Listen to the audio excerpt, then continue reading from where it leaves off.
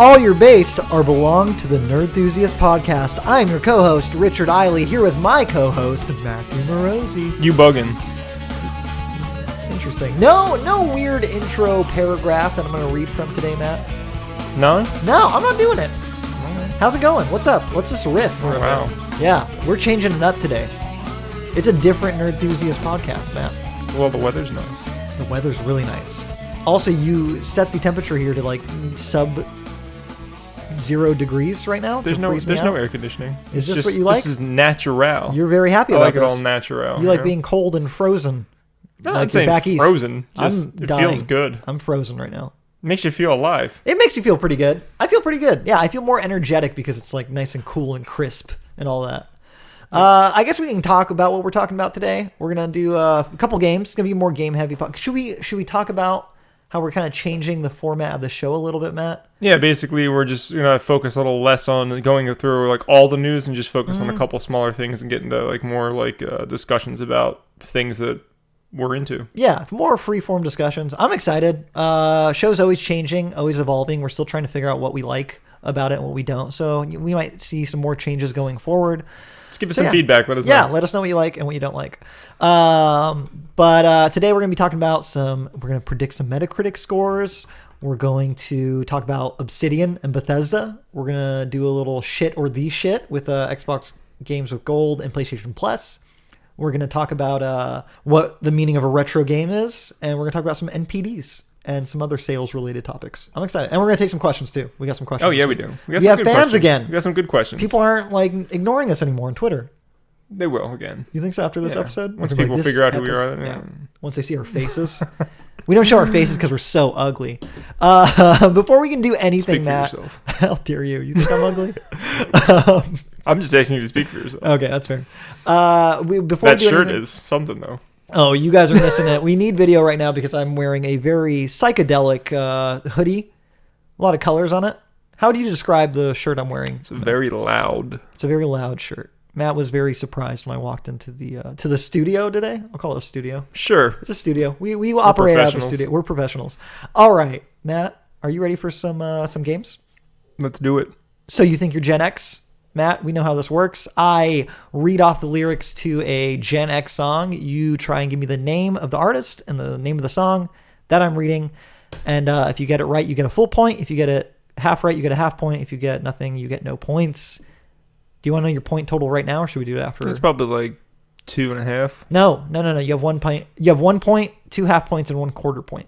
The 2 halves equal. Hold on, we already discussed this. No, we discussed last week. 2.25. We discussed last week that Gen X. No. We discussed last week that that's not how the point system works, and so you think you're Gen X. Full points only go with other full points. Half points only go with other half points. Half points can't cross over to become full points, and vice versa. Richard went to a special school for math. So the song that I'm gonna sing is forthcoming. Are you ready? Sure. Okay. I want you to know that I'm happy for you. I wish nothing but the best for you. An older version of me. Is she perverted like me? Would she go down on you in a theater? Does she speak eloquently? And would she have your baby? I'm sure she'd make an excellent mother because the love that you gave, that we made, wasn't able to make it enough for you.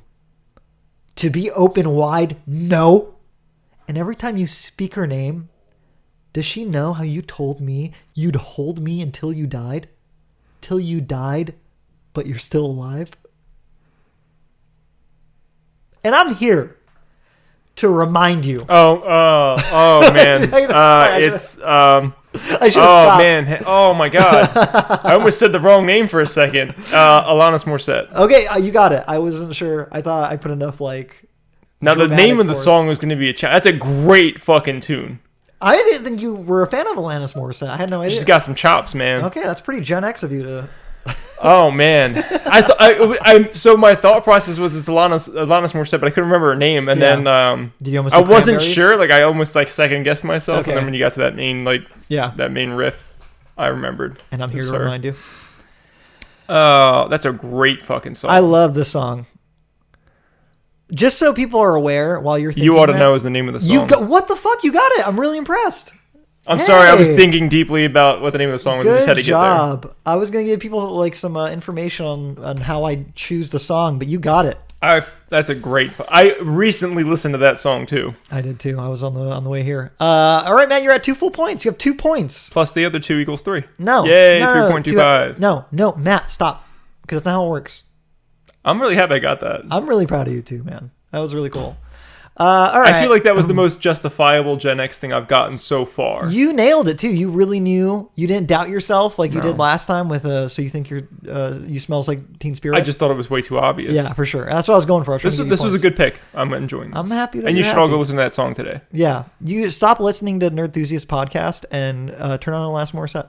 One day we're going to have a discussion. Once we get into music and stuff, I want to have a whole discussion about female singers and how they are very different now. Matt, and there's not, I don't feel like they have the same impact that they once did. This is why you like Billie Eilish so much, huh? I do like her. I do like Billie Eilish. Are you a fan of Kate Bush? I don't know who that is. She's great. We're going to have to listen to some Kate Bush. I'm going to have to get you on that train. Okay. I'm excited. I'll listen to anything. I'm just not going to say I'm going to like it or not. I have no idea. We'll try it out. Take a little taste. We're all about tasting here. What are you smirking at? I don't know. All right. Should we move on to what we've been playing? Yeah, let's jump into it. All right. Do you want to start or should I? You start. All right. I've been playing The Outer Worlds, a new game by Obsidian. I'm super early on, and I wish I was playing more of this game. How many hours would you say? 3, maybe 4, maybe 5. But I'm playing on like the hardest difficulty, where if you can't save anywhere but your own ship. You cannot, if any of your comrades die, they're dead for good, so you might have to reload a save. Oh shit. So it's different if you play on a different difficulty, all those things change? Effectively, the last difficulty has all these like weirder things. Okay. But the other ones don't have that. Normal to hard is just stronger enemies. That's all you're really dealing with. But the hardest difficulty has those weird things. You have to eat, you have to drink, you have to sleep. Oh, I don't want any part of that. That sounds awful. Yeah, it's very like immersive sim kind of sort of thing. But I'm liking it. I'm liking the because I'm playing like that and my companions die a lot. I have to really approach scenarios very cautiously to make sure they don't just run in and get shot immediately. But if they're dying all the time, then you're clearly not doing a good job at it. No, they're dying less. I'm starting to figure it out. I'm starting to figure out that like. Well, there you go. The cool thing about the game, so Obsidian, made basically another Fallout sort of game. A lot of branching paths, a lot of different open world scenarios that you can get yourself into, a lot of choices in terms of like what you do with other characters and how you build your character. It's pretty cool. Thing I really like about The Outer Worlds is they give you a lot of options in terms of approaching a scenario. Like I saw just very simple example, yesterday I was playing, or the other day I was playing, and there was this outpost basically with like a bunch of marauders kind of all over it. And I needed to infiltrate that outpost to get like a specific quest item that was hidden within the outpost itself. And there was a bunch of marauders out in the front door. And anytime I would play Fallout, I would just shoot them and move on. My companion would die for a second, but then get back up to life after the combat was over. Because I'm playing on this difficulty, though, I have to look for an alternative path. Because if I try and go straight through the mouth of the entrance, they're gonna fucking kill me or my companion, whatever. So I had to think maybe there's an alternate way to get into it. So I went around the back and found that was my way in. So a lot of little things like that. You can hack, you can lockpick, you can sneak, you can use your charisma to convince people to do a certain thing. There's a lot of ways to kind of just approach every scenario in the game, whether it's narrative or combat related even. And that's pretty cool. So I'm enjoying it. I'm still early on though. How does the gameplay feel? Does it feel good to play? It feels okay. I don't know if you played Fallout. Passable? It's passable. Yeah, I would say it's more than passable. The shooting is probably on par with Fallout 4, which was pretty good. That was probably like the best part of Fallout 4 was the shooting. Mm-hmm. So it's pretty okay. The shotgun doesn't feel like a shotgun, which is always unfortunate. Like the guns don't feel super great. I hear energy weapons feel really good, but I haven't gotten one yet. So it feels okay. The big thing about the game, though, is how you're interacting with characters, how characters you bring along with you will interact characters that you meet. There just seems to be so much writing within this game, which is something Obsidian is so good at, just like loading their games up with a crazy amount of narrative branching paths. Is that your favorite part so far, is the story? Yeah, for sure. It's very funny. It's, it's like a, sci-fi Firefly-esque setting, but the whole corporations rule everything is like I love that 13. Shit. That shit's awesome. You might really enjoy it. Like, I think I would love the story and stuff. I'm worried about the gameplay, honestly. Like, I don't know. I might give it a shot. Yeah, it's different. It's definitely not your like regular shooter, so it might take a little getting used to. I would definitely play on normal or hard. The only reason I'm definitely not playing on that same one as you. Yeah, the only reason I'm doing it is because I love RPGs and like I love having to like eat and like really RP as a character in a world. But I wouldn't recommend it personally. I don't think it like gives you that much unless you're really into that kind of stuff. But I'm into it. I'm having fun with it. Nice. I want to play more. It's killing me that I haven't played more. What about you, Matt? I got to play some old school stuff. About 2 weeks ago, I went to the Pinball Madness at the Museum of Pinball in Banning, California. Mm-hmm. From my understanding, the guy that owns it, it's a private owner, and he does a couple big events like a year.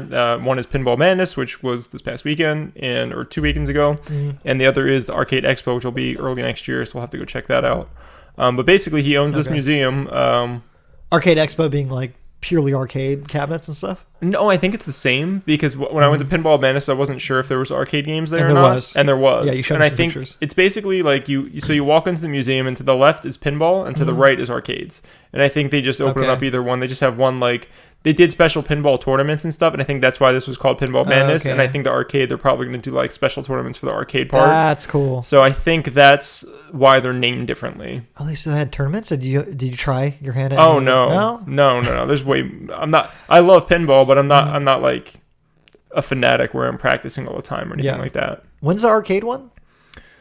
I don't know. I don't think they posted the dates yet. I think last year was in like January or February or March. It was like very early next year. Cool. Should be. But you showed me a bunch of pictures of some really cool looking pinball cabinets and arcade cabinets. Yeah, they had some really cool old school stuff. I probably spent a little bit more time in the pinball room. I just enjoy pinball quite a bit. Yeah. So I got to play some really old machines, which I don't remember playing before. Like they had like ones probably from like the 50s and 60s. They were all made out of like wood and stuff. Oh, really? Yeah, and like instead of having electronic sounds, they have like bells attached to them, so like the bell rings like when you hit stuff. Yeah. So that was pretty cool playing those. I spent some time over there just because I don't remember ever playing those wooden style ones like that. So did you like growing up? Was pinball machines like ever something that you were like super into? They weren't like crazy prevalent. Okay. So they weren't like everywhere in New Jersey. Like at least where I grew up, they weren't all over the place, but there were enough of them. And like whenever I would see one, I would always be attracted to them. Like there was a general store down the beach when my parents would go to the same beach every year, and there was a general store that had a pinball table. And I don't like every time I got a chance to go to that general store, that's all I wanted to do was play pinball. They had an arcade machine there too, but I don't even remember what game it was. Do you remember what pinball machine it was? Like, I wish I did. That would be so cool. I spent I don't even know how much time I spent there, and you'd think I would remember what it was, but I really don't. Like, I wonder if it's a thing. Like, if you saw it, you'd be like, "That's the fucking." I might. It definitely might be like that. Damn, I want to find this pinball machine. This fabled pinball machine from your childhood. That would be awesome, but I don't even have a way of knowing like how I would figure that out. I mean, it's possible. We go to that general store, talk to like the guy, do some. That general store probably closed like 10 years ago. Or 20 Find years the guy ago. who worked there. There's got to be a way. Sounds like a lot of work. Dude, we got to do it. But dude, the Pinball Museum was sweet, so definitely you should come with us next time. Check it out. Yeah, I feel bad that I didn't go. It's all good. Yeah. I went with my wife and her friend's daughter. Everybody had a good time. We actually spent quite a bit of time in the arcade too, and I would say one of the biggest hits was they had Ninja Assault, which is a light gun game for the arcade. Oh yeah. And my wife and her played that for a very long time. Yeah. To the point where like their arms were hurting because they were playing it so long. So that was really cool. That everybody had a good time. So I'm looking forward to the next event there. And we actually had a question about pinball specifically. Oh, did we? Yes. So at Ida Hoagie wrote in with this question. He said, "What's the most expensive pinball machine of all time?" And he didn't really specify. So to me, that could be like two different questions. It could be what is the most expensive pinball? Like how much, to create that machine? How much money did that cost? Like the manufacturing cost of said machine. Or it could be what's it worth? Yeah. Right. So I wasn't sure of which way he was asking that. So I tried to get some information. What I found was this. According to Worthly.com, the most expensive machine ever sold was the following: the William Wiley pinball machine, Pinball Only One Earth, sold for $125,000. It was on display at PPE2, meaning Pacific Pinball Expo number 2. It was considered an art auction, but it was still a pinball machine. I think this probably holds the title of the most expensive pinball machine ever sold. I attempted to research what cost the most to make, like what was the most expensive one to manufacture. Was that a little bit harder to? It was a lot harder to find information on that, and I couldn't really get a good answer. But my best guess is that there was a Popular Science article where they talked about a machine called Magic Girl that was super customized by a bunch of well-known pinball machine creators and artists. Like, it was like a collaboration between them. Oh, okay. These machines were never completed, actually, so I don't think they work 100%. Really? At least not by the original creators. So I think people probably got them to work by continue to working on themselves after they purchased these machines. Yeah. But that these machines were sold for $16,000 a piece. So to me, wow. Those were probably the most expensive ones that were made. But they were made by a bunch of famous designers, and that's why famous artists worked on these, like in the pinball community and stuff like that. So I think that's why the machines cost so much money, even though they weren't even finished. Yeah, for sure. I wonder how much one of these are like these. This is so interesting. So they're just unfinished pinball machines that were just like magnum opus of these like. Right, they were meant to be like the most amazing pinball machines ever, and they had all these high hopes and stuff, but things started to fall apart. And from what I read, it seemed like some of the people that worked on it never got paid, or never got paid as much as they were supposed to get paid. Like, fuck this, we're out of here. Yeah, like it seemed like things just started falling apart like that, and that's why the machines were never got finished. Fascinating. But some of the art on it is supposed to be like some of the best art out of any pinball machine, even though it's not. It doesn't work. So this is like the Star Citizen of pinball machines. You're saying, like, this big, beautiful, feature complete, amazing promise of a pinball machine that never got truly finished. Yeah, basically. I mean, it was supposed to be like that was set out to be like the most amazing pinball machine ever created, and it just never got finished. But Magic Girl, I want one of these. There's collectors that have them, but I'm guessing that some of these collectors probably have them and just won't touch them. And I'm guessing there might be a couple of them who, if they were so inclined to manipulate it to fix things here and there to get it to work. To get it to a finished state. I would imagine there's probably a couple of people like that, but I think most people probably were like, this is going to be worth a lot of money. I'm not touching this thing ever I'm sure again. It will be too, yeah. So that was the best answer I had to your question, Yudu Hoagie. I wish I had a little bit more information, but I probably spent like an hour or so researching this, and this is the best two answers I can come up with. That was I learned a lot from that. My Magic Girl pinball machines is really interesting. I want to see. Are there pictures of them out there? I don't remember. We'll have to look it up.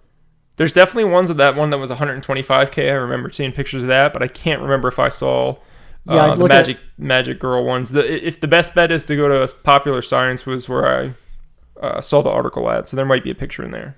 Oh yeah, there's some pictures. They look nuts. This looks insane. Pretty cool. Look it up, guys.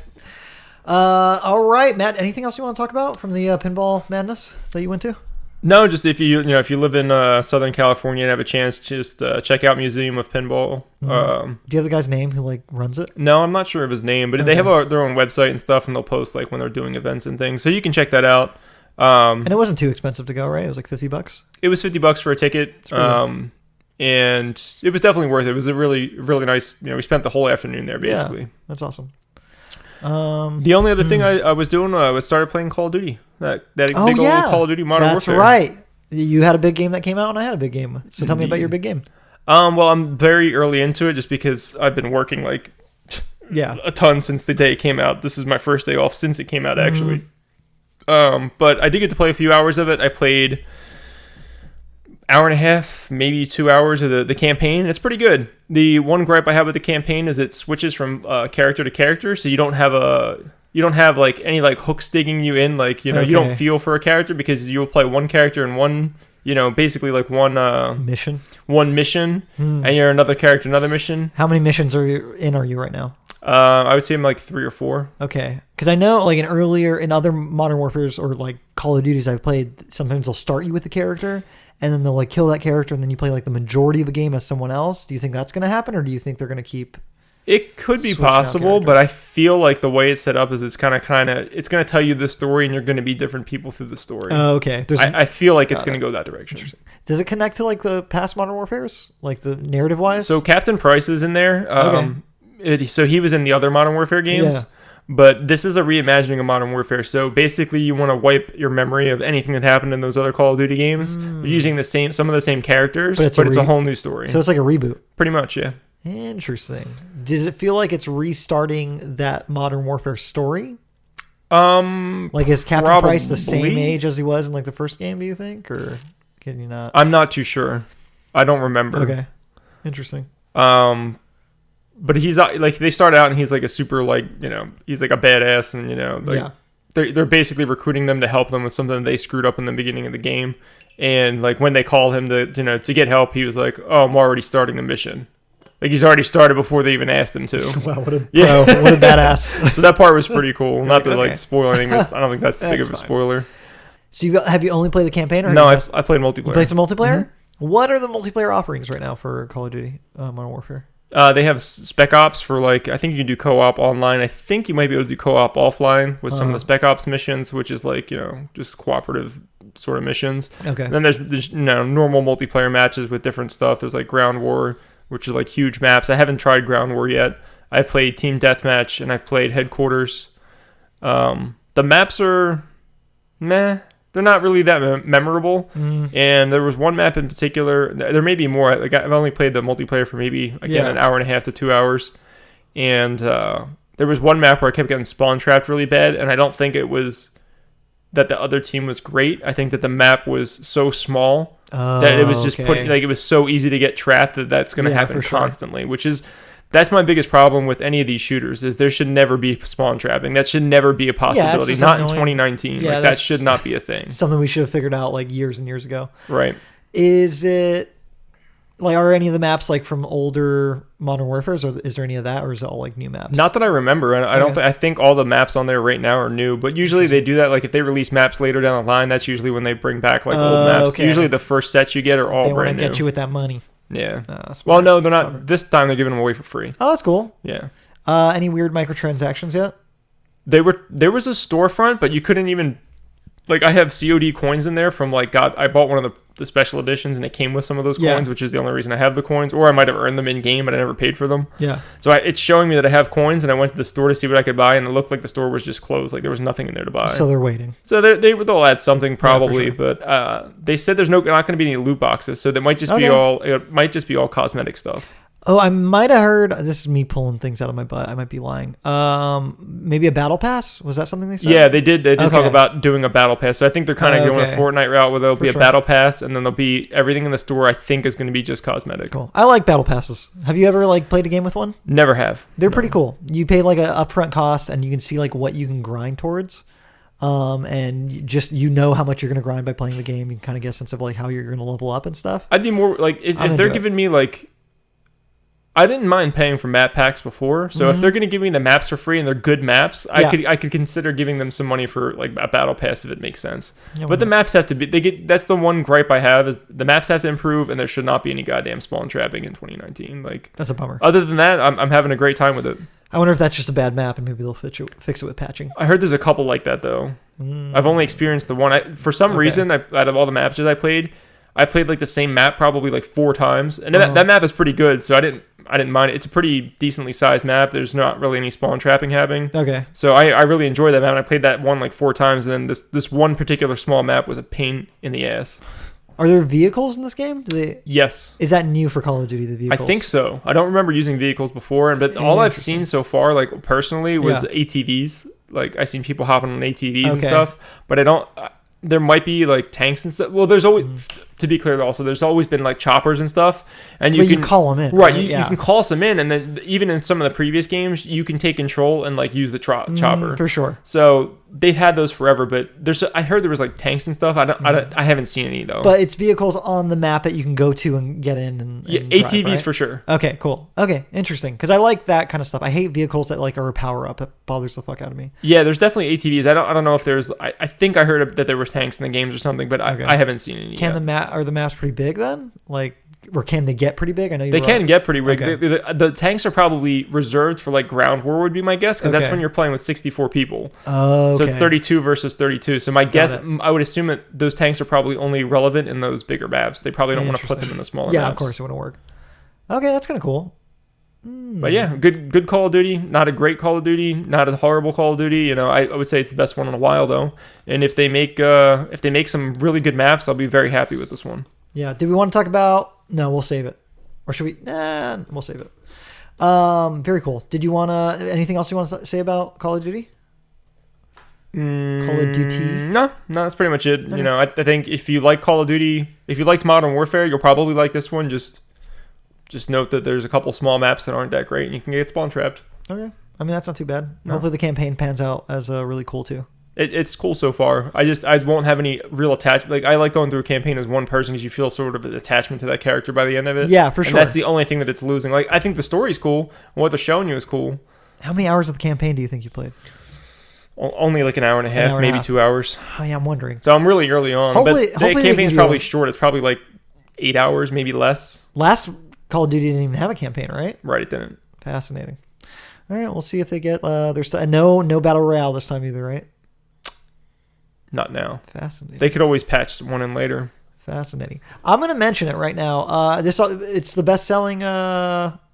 It's sold like crazy though. This Modern Warfare. Yeah.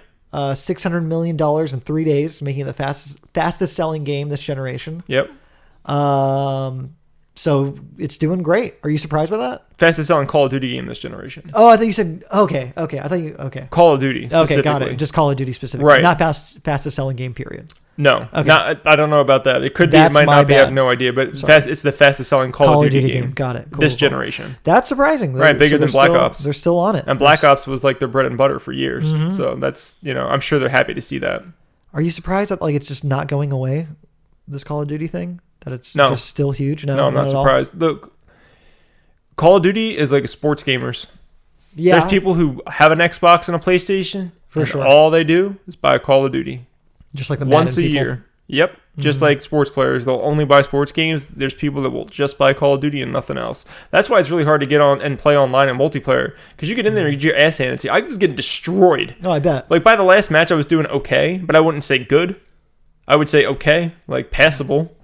But I was getting my ass handed to me the whole first hour and a half because people already knew the maps. That's people's shit, man. That's their shit. And it's not I love it. Yeah. But it's not like the only thing I'm going to play all year. Dedicate all your time to it. So that's weird. So you kind of think that like this is do you think like Call of Duty is an institution at this point? Like it is a Madden, like it's never going to go away? I think it's going to be a while. I mean, they made $600 million in 3 days. Why are they going to make it go away? Yeah. Activision only makes like 2 games a year right now. They make Call of Duty and something else. And this year it was Sekiro. That's pretty good. Yeah. I mean, that's all they don't. When I go to a conference and I get to see, these vendors and they show me, Activision's room used to have a bunch of games that they showed off. Now when you go to Activision's room, it's a Call of Duty room. Yeah, that's all it is. They only show Call of Duty. They only talk about Call of Duty. It's their baby, and they're treating it like that. Well, I'm curious to see if it holds on. It's crazy that it's had this like resurgence with this game, and that's just really cool, I guess. Yeah, I think it's a good one to get into. Cool. All right, Matt, you ready to play a game? Let's do it. Predict the Metacritic is what we're playing. There's too many games coming out in November, and we need to discuss how much of a problem it is. I wanted to make a game out of all the games coming out in November. I wanted to talk about what their Metacritic scores would be. I thought this holiday was going to be different. Like it would be chill. Yeah, I'm sorry to cut you off, but I thought this holiday was going to be rambling, so please. Very relaxed. Like, I'm going to have time to do all this stuff. I don't know why. I just didn't look at the dates. I was like, I'll have time to play Death Stranding. I'll get a little Call of Duty in here. And now it's like week after week They're after stacked week on top of after each week. Other. Yeah, it's insane. And now I have to make choices. And whatever one goes in the so-called backlog, I don't have a backlog. No. It's going to get moved off of my internal hard drive to my external hard drive one day. And that's like the day that it dies. I'll never see that game again. Until I'm retired one day and I can go back through these old hard drives and play all the shit that I've tried to save. Hoard, on your fucking 2 terabyte externals and shit. I was thinking we go through like the list of November games and just talk about them one by one. I want to start with Luigi's Mansion 3, which is already going to be out tonight, 9 p.m. So there's already Metacritic scores out for it. I think it's at like an 86 right now. Mm-hmm. But I just want to talk about it. Are you excited? Are you a fan of Luigi's Mansion at all? I played the GameCube one. I never played the 3DS version. That sequel was on 3DS, Dark Moon. Okay. So I didn't play that one. No, I didn't either. I played the GameCube one when it first came out, and I wasn't blown away by it. Yeah. I was like, this is a good game. It's not a great game, but it's a good game. But now it's been so long, it's like, man, I really, like, why didn't they ever do anything with this? And they did on 3DS, but, like, it's not the same. And, yeah, the 3DS version was weird because, like, it wasn't one big mansion anymore. It was, like, split up into, like, mini mansions. Right. And you'd go to, like, a mansion, do some missions, come back, do a different one. And the format of that just seemed really weird. I like the whole Resident Evil one.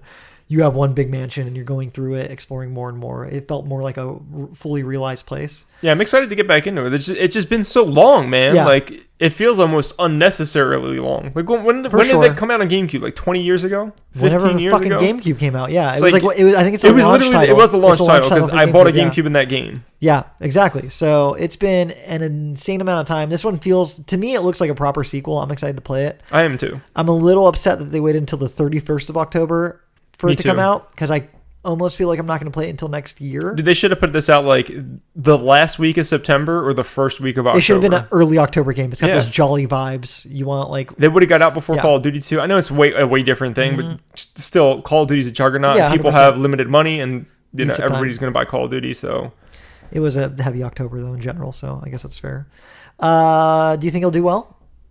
I do. I think it's going to do extremely well. Switch. I think Switch people are dying to play something right now. Yeah, always. When was the last like really big Switch game? There was Fire Emblem Three Houses. I would say was like the biggest one. You had Astral Chain in between that and this right now, and Demon X Machina came out as well. I would say all of those are smaller titles, including Fire Emblem, because it's such a. I mean, it sold well. Don't get me wrong. Yeah.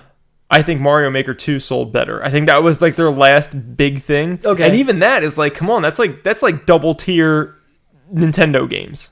I mean, we have another Switch game coming out this month that we'll go over when we get to it too, though. Yeah, I mean that's going to be a juggernaut. Huge. Need for Speed. Okay, so we're not going to guess the Metacritic because it's already out. It's like 86 right now. That's probably what I would have guessed it anyways. Yeah, but, something like that. Sounds like, obvious. I got Need for Speed Heat coming out as well. How are you feeling about Need for Speed Heat? I have a question about your Metacritic score. So we're basically going this off a 0 to 100. Is that correct? Yeah, exactly. It's a 0 to 100 scale, and you're going to want to hit somewhere in between, whatever the Metacritic ends up being. Go ahead. Sorry. No, go. I was literally going to say nothing. I was going to ask how you feel about Need for Speed Heat. If you've been keeping up on it at all. I've seen some stuff, and it seems like people who are into Need for Speed are going to continue to be into Need for Speed. I would say it's probably going to sell the same as Payback did, which is not that good. Do you not? So you're not seeing anything from this new game that like makes you think like, oh, maybe this is going to branch out and start to like bring people back into like that franchise. They've tried that before though, and why are they putting out Go away, Need for Speed? Go away. Why? For a while. No, they retool, revamp, and come back. That's what this kind of looks like, though. It's only been a year. It's been 2, I think. 2017. Let me see. Might be right. I have some details here. Let me see. They still need to go way longer. It feels like there's a new Need for Speed game every 6 months. Payback was 2 years ago. It's at one every 2 years. They just have not been doing well. Yeah, exactly. Why do you keep putting these out every year or two? Go away. Go away for a while. This looks good. Like I get Horizon Zero, Forza Horizon vibes from it. Like it looks very open.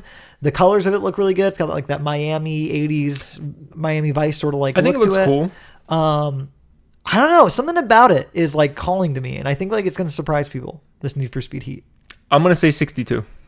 62? Mm-hmm. I mean, all right. For reference. All right, I'll give you mine as well. I already know like what the past scores of other Need for Speed. Yeah, he knows all the scores. I don't. I'm just going off the top of my head. Matt's going with his gut. I asked him if he wanted like the scores for like past games related to said franchises that we're talking about, and he said no. I looked him up. I wanted to have that information.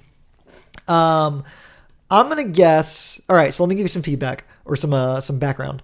Rivals, which came out in 2013, was like one of the most well received ones. That one got an 80.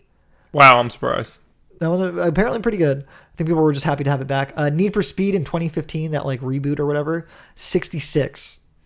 Okay, it's about where I'm expecting things. Yeah, and then Payback, the last one that came out in 2017, 62. Yeah, that's like right where I'm thinking. Okay, so that's where you're thinking. You think maybe 62 is a little low, but I'm saying like what's your 62's? I'm thinking max is like the 70s, like the highest. So where highest? What is your like guess? What did you say? I said 62 already. 62, I'll stick with it. Okay, cool. I'm going to guess with this. I think it's going to be high. I think it's going to be like better than anything they put out this gen. Okay. Is what I'm getting. So I'm going to guess an 85 5. Oh, doctor. Yeah, I really think it's going to astound in a certain way. I'm really excited for Need for Speed Heat. There's something there, something that I'm seeing as a fan of racing games. Something calls for me. There's customization in there. It doesn't look like they have like some game as a service like stuff in there, but it looks like much less intense than like what Payback had. I think Payback had some stuff, and like much less than what Forza Horizon has. So I'm hopeful, and I'm just super positive on it. So do you know what my biggest problem is with EA and racing games? Yeah. How do you have Burnout and you don't put out a Burnout game? How do you like? I don't love a lot of racing games. I adore Burnout, and they just won't make another one. When was the last one they put out? Paradise.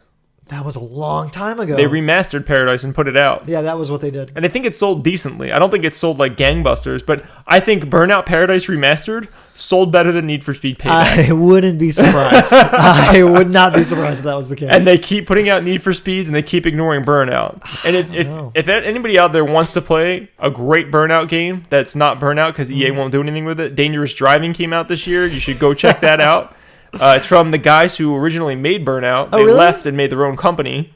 So this is an indie studio, and Dangerous Driving is basically Burnout. All right, I have an important question. Yes.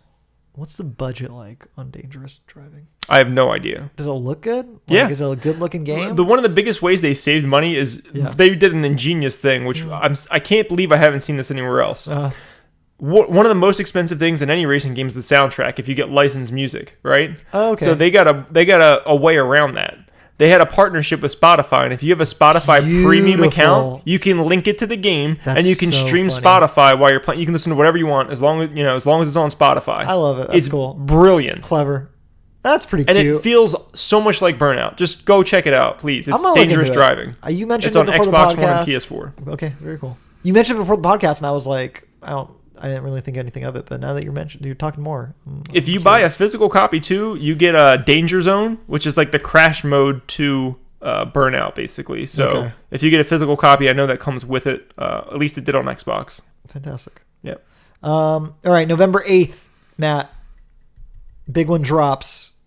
Star Wars. Wait, is that right? November 8th? No. Nope, that's wrong. November 15th. You're right. All right, I have this in reverse order. Let's start with Death Stranding then, which is November 8th.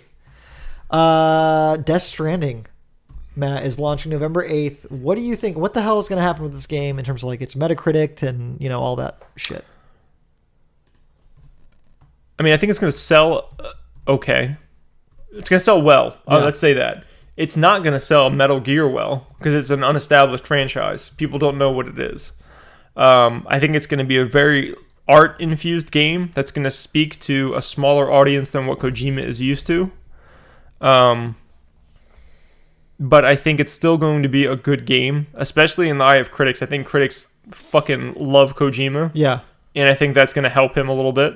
I'm not saying he's going to get points just for being Kojima, but he might get a little bit of points. You know what I'm saying? He's going to get a little bump. He's going to get a Kojima bump. He's going to get the Kojima bump. Kojima will definitely get that. I don't know if I buy that it being so art house is going to prevent it from like destroying in terms of sales. Like, I do not think it's going to destroy. No? I think it's going to do good, and that's it. Dude, I don't know. I think with Sony backing it, with the marketing push it's been getting, with the insane word of mouth it's gotten across like different industries. The George Miller, the director of Mad Max Fury Road, like he even came out and said like, oh, Kojima's like got the closest eye to like a filmmaker's eye in the gaming industry. Like there's just so many people talking about. Norman Reedus is pushing it, like, because obviously he's in it. There's so many like big name actors being in this game. As much as people hate it, I think is going to like really make this game hit the mainstream in a big way. It's got Mads Mikkelsen. It's got Guillermo del Toro. My issue with the game also is it doesn't look very fun to play. For sure. It looks kind of boring. I'm not saying that cutscenes and stuff, all that stuff looks cool. The story looks great. Tell me your awesome story. I'm down for all that stuff, but actually playing the gameplay doesn't look like, oh my God, it looks like a lot of walking. Lots of walking. I don't know. I mean, that might deter people from buying it, but I don't know. I don't think people are looking at that. I think people are looking at like the big names tied to it and all that. And I'll be interested to see before we do the Metacritic, which we'll do in a second. Okay. Where do you think it's going to chart on NPD? Like just for the month, not for the year. The month when it comes out, November. It's coming out early that month, November 8th. It's going to be at the top of that list. Okay. I don't think... Okay, so wait. Call of Duty came out this month? Yeah. Okay, Call of Duty is going to beat it. For sure, Call of Duty is going to beat it. I don't see... What else is coming out? Or what else? Star Wars, Pokemon. Mm-hmm. These are all November games. No, wait. Call of Duty came out this month. It just came out. Call of Duty came out in October. Okay. But it still can chart in November. But it already sold 600 million. I think it's not going to like... It could still definitely go over Death Stranding though. I'm gonna say 1 or 2. I think you're way off. You think so? You're way off. Where do you think it's gonna land? All right, let me throw some knowledge to you. Okay. What's the biggest thing that's gonna happen in November that's gaming related but not actually games? Star Wars? Black Friday. Oh, the deal. That's gonna throw off everything. So your number 1 is going to be Call of Duty. Okay. Your number 2 is going to be NBA 2K20. Okay. Or Madden. Or FIFA. No, FIFA is going to be above Madden. Games. Is that usually... They're all going to be in the top 5. Okay. NBA, Madden... Wait, is that what usually happens with the NPDs in November? Are you aware of this? I don't know from remembering last year or the year before. I'm just telling you those games are going to get discounted and they're going to sell gangbusters. NBA 2K19 or 2K20... Madden 20 and FIFA 20 will be in the top 5. And you might as well throw Call of Duty in there too, because somebody's going to get ballsy and throw a discount on that on Black Friday, and that's going to sell gangbusters. I don't buy it. I really think these big games are huge that are coming out this year. Or this month, and I think Death Stranding is going to be number 2, maybe number 3. The only thing I'm worried about overtaking it are Call of Duty and fucking Star Wars. All right, so your guess is 2 or 3. 3. Okay. 3. So I've already mentioned 5 games that are above it. Let me keep going. Pokemon is going to be above it. Okay. So that's 6, right? Do they count those? Do they count those games together in the NPDs? Ooh, I don't know. Because if they do, then I could see it going above. If they we'll see the top 20. So let's just squish it. If Pokemon Sword and Shield are we'll put them together. We'll put them together. We'll just put them all together because that's a good. I don't know how they're going to do. I think they consider them one game. I think they do too. So that should help us figure that out. Okay. So I'm going to say that's number 5. So what do we have? NBA, Call of Duty, FIFA, Madden, Pokemon. That's 5 right there. I think Star Wars is going to sell more than it. Yeah. That's 6. Luigi's Mansion is going to sell more than it. No, it's not. No, it's not. You think so? Don't doubt those Switch people. I feel like... And then I think it's probably safe after that. I'm going to say 8. Death Stranding's coming in 8 on the NPDs. All right, we'll see. For the month of November. I'm excited to see it. So what is this going to score, Matt? For Death Stranding, I'm going to say 73. No, come on. You think with how much critics love Kojima, you think it's going to score a 73? Do you want to All right, you're right. Do you want to make that move? Do you want to make that move? 78. I'm going to give it a 78. You're not even going to give it an 80? No. Wow, that's insane. I think this is going to appeal very strongly to a group of people, but it's not going to have mass appeal. So you think even critics are going to be like, what the fuck? I think what is this guy doing? I think some of them are. I'm thinking 70. Yeah, at 73. 77, maybe as high as an 82, somewhere in that range. Okay. But you're guessing 78? Or do you want to go... I was going to say 78 is fine. We'll go 78. Did you want to go 73?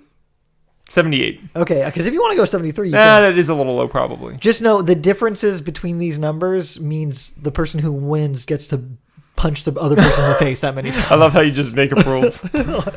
On the fly. All right, I'm going to give this I think it's going to score super well. Kojima games always score in the 90s. I'm going to give it a 95. I'm going to give it 95. Oh, shit. Yeah. Okay. Oh, yeah. 95. I don't think... Oh, okay. All right, so we went kind of out of order a little bit. We did November 8th games first. We did Need for Speed Heat and Death Stranding. That's my bad. So we're going to go back to November 6th, which is Mario and Sonic at the Olympic Games 2020.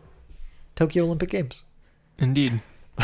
We don't have to talk about this one too much, but these games chart low. I'm going to give you the scores, Matt. I want you to have them. Do you want them? No? Let me guess first. Okay, go ahead and guess. I want to say this game looks like it has added a lot more. It looks more definitely does. I have seen some videos. It's got some retro thing, like retro. Yeah, it has a whole retro mode. That looks really cool for certain events. Yeah, I'm gonna be a little bit higher than what I probably most people are. I'm gonna give it an 80. Dude, I like that a lot. That would make it the highest scored. I think it will be. I think it will be too. Because let's go through these. I want to go through them. 2010, which is the previously highest scored Mario in a Sonic Olympic game, whatever the fuck. 72. 2012. That's the highest one? That's the highest one. I think 72. This will be higher than that. I think so too. 2012 was a 66. 2014 was a 55. And then 2016, the last one was a 65. So it kind of went back up. Remember, when did 2016 come out? What was that on? Was it Wii U? Okay, you think like that kind of hurt it? Yeah. I just don't think these games have ever been that good, but I really think this new one's gonna like push it a I think so too. I think kind of want to play it. Sega's developing it, right? I don't know. I think Sega is developing in it, but I think Nintendo might have gotten back behind it more and like helped them with it more. Okay. It seems fun. more refreshing than the other ones ever have. It gives me Mario Party vibes, like looking at it. And Sega's really, they're kind of having a renaissance too. I wouldn't say to the same level as Capcom, but Sega's making really good moves lately. Yeah. So I'm pretty sure they're the developers of this game. I'm almost positive. Mm-hmm. And right now, I would say that's a good thing. So. Oh, absolutely. Okay, I'm not going as high as you. I'm going higher than the other games. I'm going to do 78. Okay, that seems fair. I'm going to undercut you a little bit. Then November 15th, 2 huge games dropping. Doctor. What do you want to start with? Pokemon. All right. Pokemon Sword and Shield. Matt, you have no awareness of the Pokemon franchise. If I say Pokemon, you say Charizard for some reason. You have Sobble. Whoa, look at that. He's a new guy. That's a new guy, and you know him. Yeah. Matt works at a game store, so he knows some of the new ones. We get stuffed animals. Yeah, exactly. Do you know the 3 starters from Pokemon? The new ones? The new ones. There's Sobble. There's a green guy for the grass type. Do you know what he looks like? It's Grookey. Do you know what he looks like? I would have never guessed that name. It's fine. But do you remember what he looks like? I really remember Sobble. He's a very rememberable character. Yeah. No, I don't really remember what he looks like. And then the fire type. Which is Scorbunny. Can you do me a huge favor, Matt? Can you look up Scorbunny and Grookey and Sobble? Or just look up 3 what fucking game? Sword and Shield starters. And Matt, I really want you to pick which starter you would go and journey with if you had to. Definitely Sobble. Sobble's your guy? Yeah. You're a Sobble guy. Yeah, I'm almost positive. Give me the fire one looks awful. Like it looks terrifying. Terrifying? He's like a little soccer player. Doesn't no. He's got a little bandage on his nose? No. And Grookey, what? I know that what I said is true for 2 reasons. A, he's blue. I have an affinity towards blue things. B, favorite Winnie the Pooh character is Eeyore. Sobble fits right in that line. I wasn't going to say you were wrong for picking Sobble. The Pokemon you choose as your starter is a personal... I will never play this game. He will never be my starter. But if I was to pick one, it'd be Sobble. That's amazing. That's great. I'd be a Scorbunny guy, just for reference. But that doesn't surprise me. Look at your shirt. It's very loud, just like Scorbunny. Sword and Shield, I don't know if we need to talk too much about this. Matt's not crazy familiar with them. I don't feel like educating, because I'm not that excited for these games. I think they're going to score really well, though. I think people are going to just fall for the hype. I want to believe people are going to be upset with how little it pushes the series forward. You know what? I'm going to be cynical with my score. Did you want to go first? Sure. Because you know the scores. Yeah, I do. So okay, I'll let you go first. I don't know if I want to go that low. That might be too low. Matt is thinking very hard. He has a strained face expression, rather. 81. Okay. Yeah, that's honestly right around where I want to go. I won't use the same number. I almost want lower. Yeah? Mm-hmm. Then I'll be nice, and I won't take your lower. I'll go 82. I'll just go above you. I don't think it's going to hit anything above 85 though. No way, no how. 81 for Matt. No, I almost went. For a second, I thought 71, and that's when I said to myself, "No, that's probably way too low." I saw you going that route. All right, and then the same day, Star Wars Jedi Fallen Order on November 15th, same day. Matt, I'm just gonna hit you with it, dude. Go ahead. 89, bro. I think that's too low. You think that's too low? I think it's going over 90. Wow. For sure, I think it's going over 90. I think people are so starved for a good Star Wars game. Even right now, a good Star Wars anything. And this is it. Like I think Mandalorian comes out. Fuck, when does Mandalorian come out? Here's why I think 89. What? I think everything I hear so far is the game's great. I think some people aren't going to like that style of game. Some critics aren't going to like that style of gameplay. Like, they're not going to like the Castlevania style. What do you mean? And that's probably what's going to result. What fucking idiot doesn't like... I'm with you. Okay. I'm with you. I'm getting so mad at but you. I feel like there's people who don't like backtracking and shit. No, dude. Like, you look at Arkham Asylum, which had a lot of that. They're willing to settle with that. Look at fucking Dark Souls. There's there's that kind of stuff all over. You backtrack. I don't know anything about Dark Souls. A bit. Yeah, okay. You'll go back to some other places. See, like, intertwines on itself. Yeah, maybe 95. I mean, it just depends. I think people are going to be so refreshed by this game. They're going to be like, not just because it's going to be a great, game that goes over like Metroidvania aspects, Legend of Zelda temples is what we're hearing for like the dungeons, just all these great, Dark Souls combat, like all these great standbys within the gaming industry are going to be like kind of consolidated into this game. To have all that and for it to be Star Wars, which, people fucking love, dude, I think it's going to hit 90s. I hope it does. I mean, I'm saying 89 because I'm trying to be a little bit realistic. Yeah. There's people who hate EA. There's a lot of reasons why it could be an 89. Yeah, for sure. I mean, there's no microtransactions. I'm going to type in mine. Mine's 92, just for reference. Okay. That's very reasonable. Yeah, I'm not going to go that high. I don't think it's going to be Death Stranding good, if you know what I mean. But... I don't. I think this could be my GOTY. And I think you were saying something to that effect too. I like Castlevania, Metroidvania style games, whatever you want to call them. So already at this point, I'd have to critically think about what my game of the year is. But Bloodstained is up there, man. I really, really dug Bloodstained. So I'd say this has a very good shot. I don't know if it has it's not going to feel exactly like Bloodstained, but it's Star Wars and it's Metroidvania. They're speaking to me, man. There's secrets in this game. There's costumes, a bunch of costumes in this game that you find by playing the game. Right, there's not supposed to be any loot boxes or anything. Like, none of that bullshit. You don't have to pay for your costumes. Like, you're going to find costumes in this game. Different lightsabers, different saber colors, like customization. I think people are going to lose their fucking mind for this game. I hope there's a lot of, like, weapons and stuff. Like, it doesn't have to be, like, a looter shooter, but, like, I recently was playing Borderlands, like, in the past couple of weeks.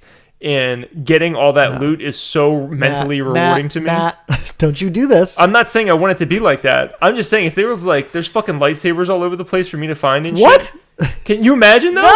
No, I don't want that. That's fucking gross. A, dude. What do you want lightsabers all over the ground like they're fucking... I don't care. Trick-or-treats? Yeah. You get a purple one. No, you find like Kyber... you've never seen before. You find Kyber crystals. Little pink Vader. You find like, maybe there's like 6 different Kyber crystals for like every color that it could be. This Borderlands stuff, calm down. You're scaring me. I just like getting loot. It's like mentally rewarding. So if you're going to give me shit, give me a whole bunch of it. All right. I don't... Stimulate my senses. Man, I hate loot. You don't like loot? No. I like free loot. I'm not paying for a loot box. I don't like any, I don't like seeing too many of the same thing. Oh, Borderlands is so good. No. That's why I don't like that game. Getting incremental upgrades to your gun. No, incremental upgrades. This gun is so much better by like the smallest amount. It's fucking cancer. Get the fuck. Okay, all right. I see what you're doing. You got me. All right, moving on to Shenmue 3 on November 19th. I do like Borderlands though. I know you do. Shenmue 3. What do you think about Shenmue 3? Yu Suzuki's latest in a long-awaited chapter book. I think it's going to have some serious problems. It looks gross. It's I don't know. I mean, I don't know enough about budgeting in games. I don't make games, so I have no idea. But I feel like they were trying to force this through, and I think that there's a very small minority of people who want this, and they'll be happy to buy it. But the game's not going to sell gangbusters. The game's not going to get high Metacritic reviews. This is going to be like a AA game.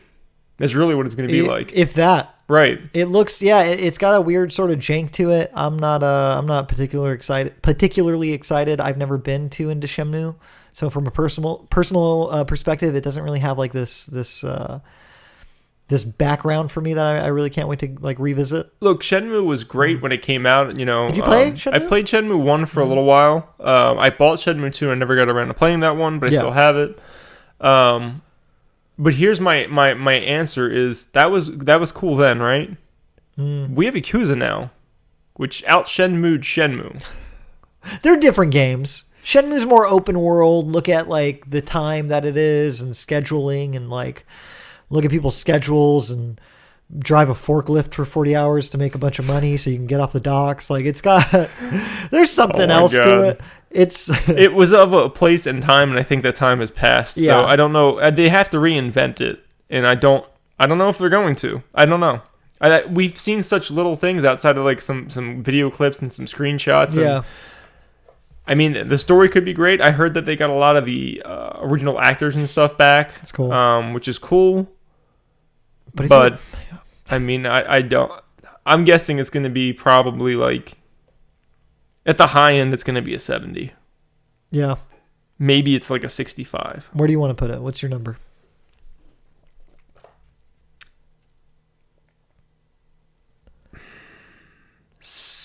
Matt giving us a lot. 67. 67. Yeah, man. I don't know. So, for reference, past Shenmue's, Shenmue 2 got an 88, and Shenmue 1 and 2 HD got 75. Yeah, I agree with all your sentiments for the most part. God, what do I want to give it? I probably should like pick the number before you gave a number, because now I'm just trying to high or low you out of your fucking bet. Let me not do that. I think it's gonna. If anything, I would think it would be higher. Yeah, I think it's gonna score higher.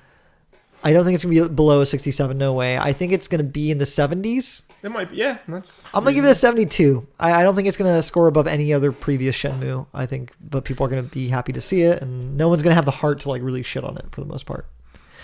Yeah, that might be a valid point. People are gonna feel nostalgic for the old ones and maybe not want to score it as low. Okay. But it might, and who knows, I know so little about this game. It could come out and be awesome and just not look that great, because it doesn't look that great. I don't think it's going to look... But it might play awesome, and it might have a great story. I don't think it's going to play that awesome. I think the story is going to be the story, and I don't think the scope is where it needs to be to like impress like previous... Because I think that's what Shenmue used to have, was scope. It's like, whoa, this game's so much bigger than anything else. That's what I'm saying. Yakuza is so fucking awesome. Like, why just go play Yakuza, man? Like, why this game almost doesn't need to seem exist anymore. Like, if they made it right after 2, okay. Yeah. But it's been such a gap. Like, what are you going to do with that series at this point? No, I think it's just the continuation of the story. I think people love that story so much, and that's what they want to see. I mean, that's the only thing they're going to get. I mean, let's be realistic. Yeah, that's what it feels like. Right? It's not the gameplay is not going to be the same, and they have to change the gameplay, because it's going to play like shit if it plays like a game from 2002. I wouldn't be surprised if it did play like a game from 2002, though. It obviously doesn't look great. No. The acting's probably going to be fine or passable. Not if they're using the English actors are garbage in the original game. I mean, the Japanese voice cast will probably be fine. Oh, that's a great question. I don't know if they're having... If they were speaking about if there was like the original Japanese actors were coming back, or if it was the original English ones. Yeah. I didn't think about that, so I have no clue. I assumed it's both, but who knows? Yeah, I don't know. I don't think it's Anyway, that is Predict the Metacritic. I'm proud of us. I have an important question for you before we move on. Yeah, please. Richard, what is a weeb? Do you not know? I don't understand this. I've heard people self-identify as a weeb. I've heard people try to like tell me what it is. I just don't understand it. Okay, Matt. So a weeb is a term that has taken many shapes and forms through different cultures. A lot of people take it for themselves in a positive way. A lot of people use it as a slur for others. It stems from the word weeaboo, which what the fuck is that? Describes a person of Western... A weeaboo. Weeb for short. Okay. It describes a person of Western descent. America. Yeah, a cracker, maybe even. Am I allowed to use cracker on this podcast? You know, a Westerner who is obsessed with Japanese culture and specifically Japanese like otaku culture, like their nerd culture, their anime, their video games, their you know, women, possibly some of the grosser weebs. That is a general classification for a weeb. So like it used to be used to just shit on people who like anime too much and are all about anime. Some people who like anime like to classify themselves as a weeb in a joking sort of, in an endearing sort of fashion. I've had people come to my store and be like, "Oh, I'm a weeb," and I'm like, "Yeah, you can." I just look at him like, oh, "Okay." Yeah, you curb stomp that guy when he comes in. Okay, that guy's a fucking piece of shit, Matt. Scum of the earth. I just need to know what it was. Like, I'm tired of I'm not understanding this thing. I've heard it more and more recently, so I'm just like, I figured you would know. Yeah, I'm kind of a weeb, so sir. Yeah, I kind of. Kind of saw that with that shirt. Good question though. I like that. Thank you. All right, we have a little discussion topic here in the midst of all this. Is Obsidian taking over Bethesda's responsibility as the industry's RPG titan? Western RPG titan specifically. So Matt, you're not a big Bethesda game studios player. Like you're not a big fan of like the Fallout, Oblivion, Elder Scrolls, that kind of stuff, are you? No. I play Bethesda not developed. Produced games. Yeah. Big fan of Doom and all that. Right. Love Doom. Love me some Wolfenstein, except for Cyberpilot. Or not Cyberpilot. What is it? Youngblood. Cyberpilot. I had what the fuck is Cyberpilot? Cyberpilot is a VR one. I bought it and I haven't played it yet. Okay. But Youngblood was... So yeah, this is kind of a hard discussion to have because I'm a big fan of Bethesda's older games. Like Oblivion's one of my favorite games. RPGs. So is Fallout 3. Big fan of those titles. Skyrim, I had some issues with. Fallout 4 is garbage. Fallout 76, obviously, just a train wreck objectively. Just there's no other way around it. I don't think anyone's going to defend that game unless they're insane.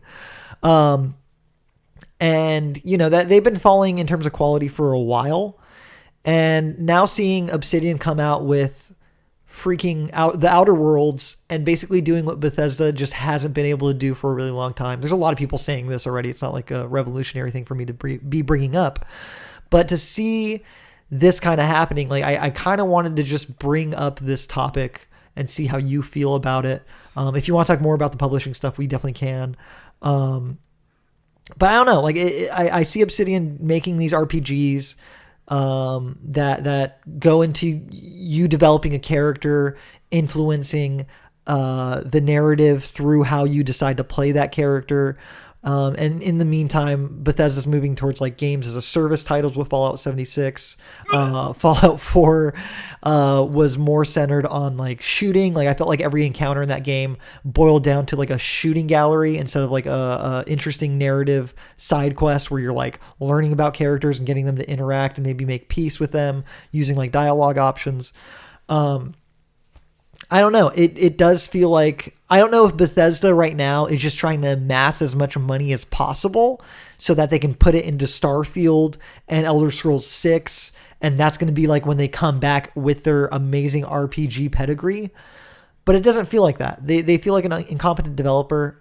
Just like one little thing, one little example that might interest you. They've been using the same fucking game engine since like Oblivion or maybe even Morrowind.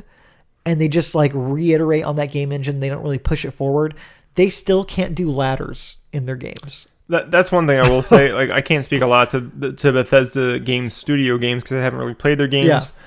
But what I can say is I know they've been using the same engine, and that I know that Bethesda has been out Bethesda, you know, based on basically what I'm trying to say is at one point, you know, they would put out Elder Scrolls games and they would have all these bugs, and people were like, well, that's what you get with an Elder Scrolls game. Yeah.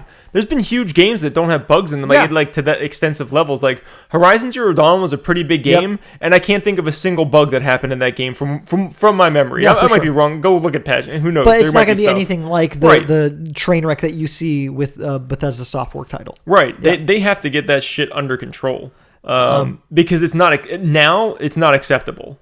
Especially after Outer Worlds coming out, because it's the same kind of game with that same level of like scope to a degree, if not more so, because there's more like branching dialogue paths that you can take, and it's not having that issue. Assassin's Creed Odyssey was fucking huge. Yep. And Witcher I can't 3. Remember seeing any major. Yep. Every once in a while, a line will get like stuck in like the the sure. shit or whatever. For sure. But it wasn't like anything game breaking, nothing like crazy. Yeah. And I didn't see anything out of like left field in that game happening. 100%. So they really need to get that shit under control the next time they put out a game. It's out of control. It 100% is. And I wonder what the deal is. And like Fallout 4, when that came out, it was like, it didn't even look good. Like that game looked like last gen when it dropped. I don't know if you remember how like Fallout 4 looked. I heard it just felt like literally like Fallout 3 again with some new stuff. Yeah, the shooting I think was cleaned up quite a bit and it was pretty polished, but it wasn't fun. I wouldn't say it's amazing or anything by any degree. Can I ask you a question real quick? I don't know the answer to this, so I need your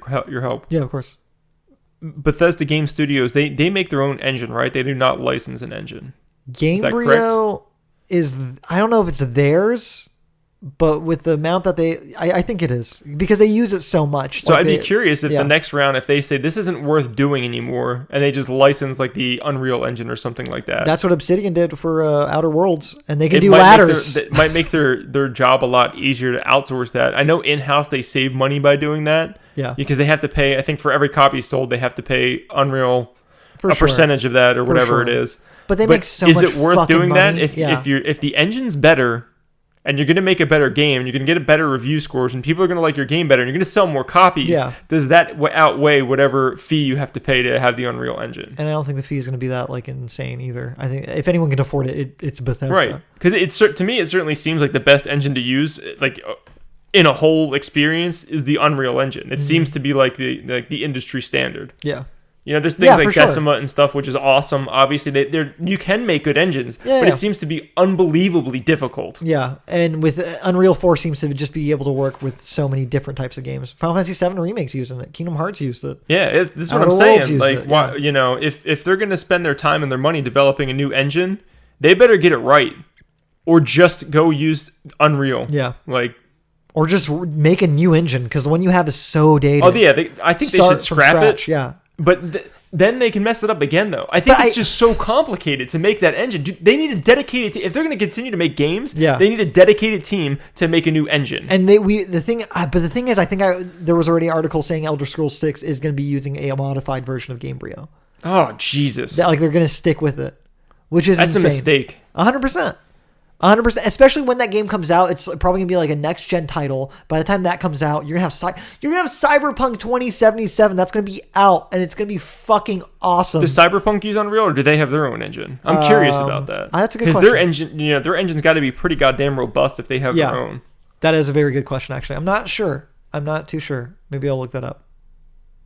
Might have to do that. Okay. Let's see. I have some other questions here. I don't know if we need to go into them. We can move on. You want to move on? Sure. To our next game. Shit or the shit. Oh yeah.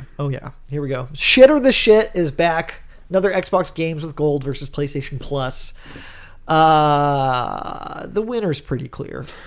But let's go over it. Let's go through each one first before we pick a winner. Do you want to shit or the shit every single game? Or do you want to shit or every single game and then a recap? And then a recap of each. Okay. Yeah, let's just do it real quick. So, what do you want to start with, Xbox or PlayStation? Let's start with Xbox. Okay. First game, Sherlock Holmes, The Devil's Daughter. Shit or the shit?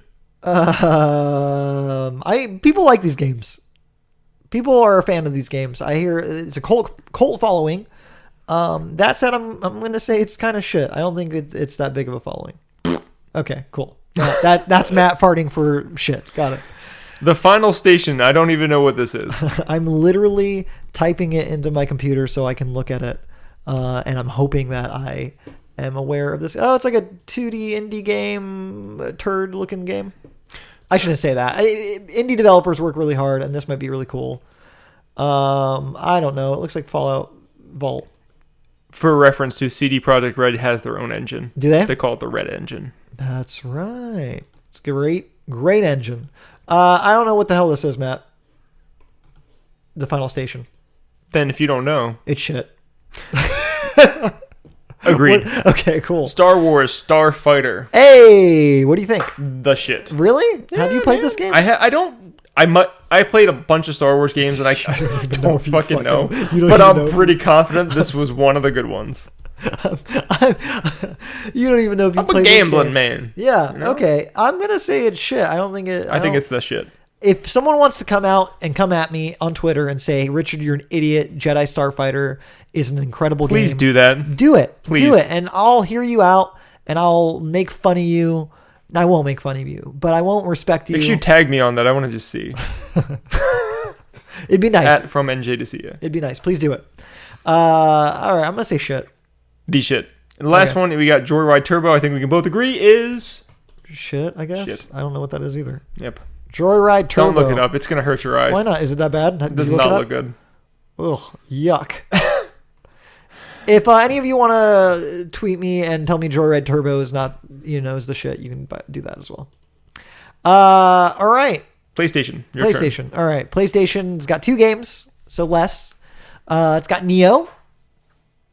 The shit. I'm gonna say the shit. Yeah, I'm not like the biggest fan of the game, but like that is a quality Souls like. So if you're looking for some more Souls to get that game for free, that's like a great price for that game, free.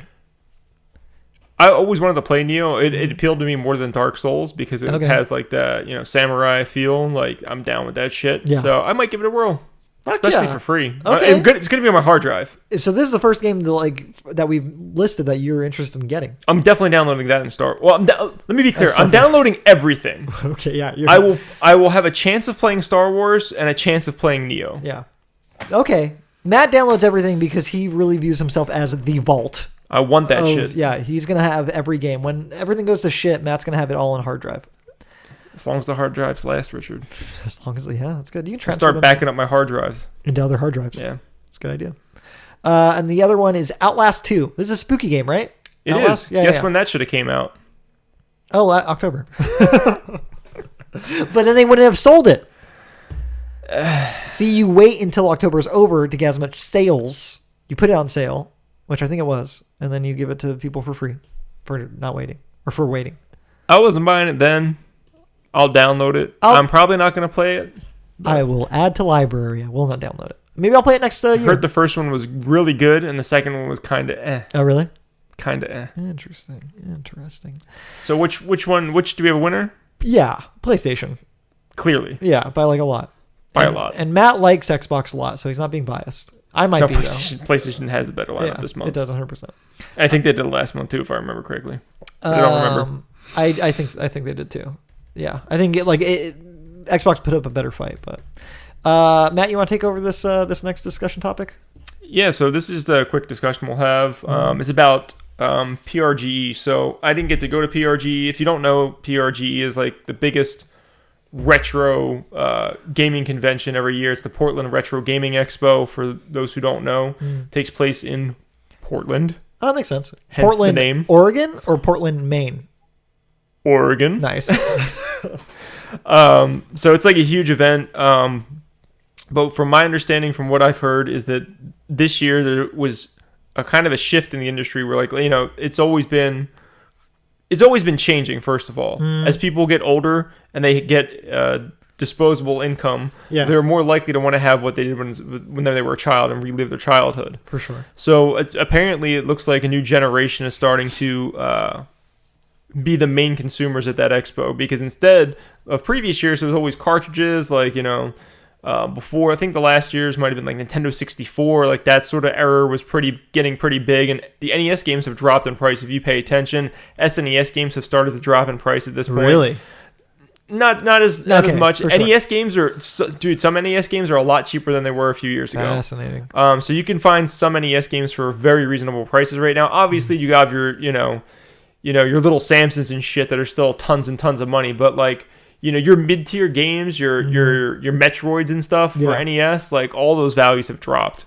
Contra has dropped, so like you can get these for cheaper now. Okay. That being said, what's raising in price is PS2.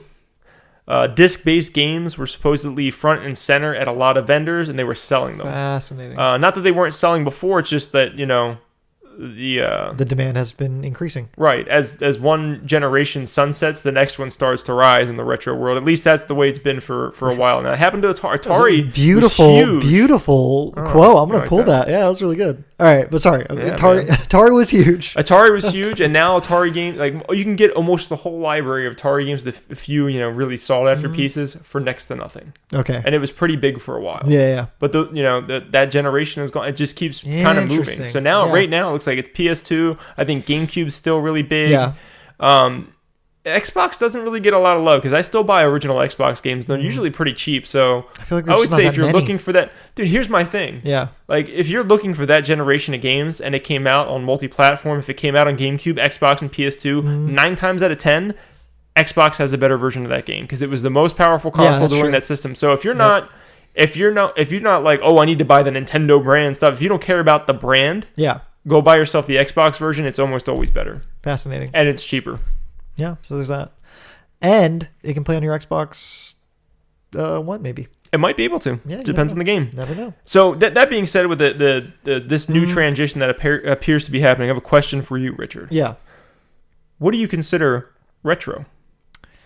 Yeah, I think for me, I'm the type to take like a hard line, and not like a hard line with like the way I would describe it. And I think I would set it back to a certain point, a certain generation, and every time you get a new generation, that point would move with you. So what is that point for you? So for me, I think it's PS2 and beyond. Like PS2 and you think PS2 is retro and beyond? Okay. I think it's about to be PS3. I think we're about to transition to that period. Like, I think once that PS5 drops, for me, all those PS3 games immediately just turn retro. Like, already, if I look at like the original Nier, if I look at Folklore for PS3, if I look at Resistance Fall of Man, Motorstorm, I swear that I know other games that aren't PS3 game exclusives, but if I look at any of these titles, like Metal Gear Solid 4, like these games to me already feel retro. They already feel like they're out, especially for PS3 games. Maybe that's why I keep bringing up PS3 games, because there's like no way to play them right now unless you have a PS3. They're all locked into that system for the most part. Like those to me already feel like they're kind of lost.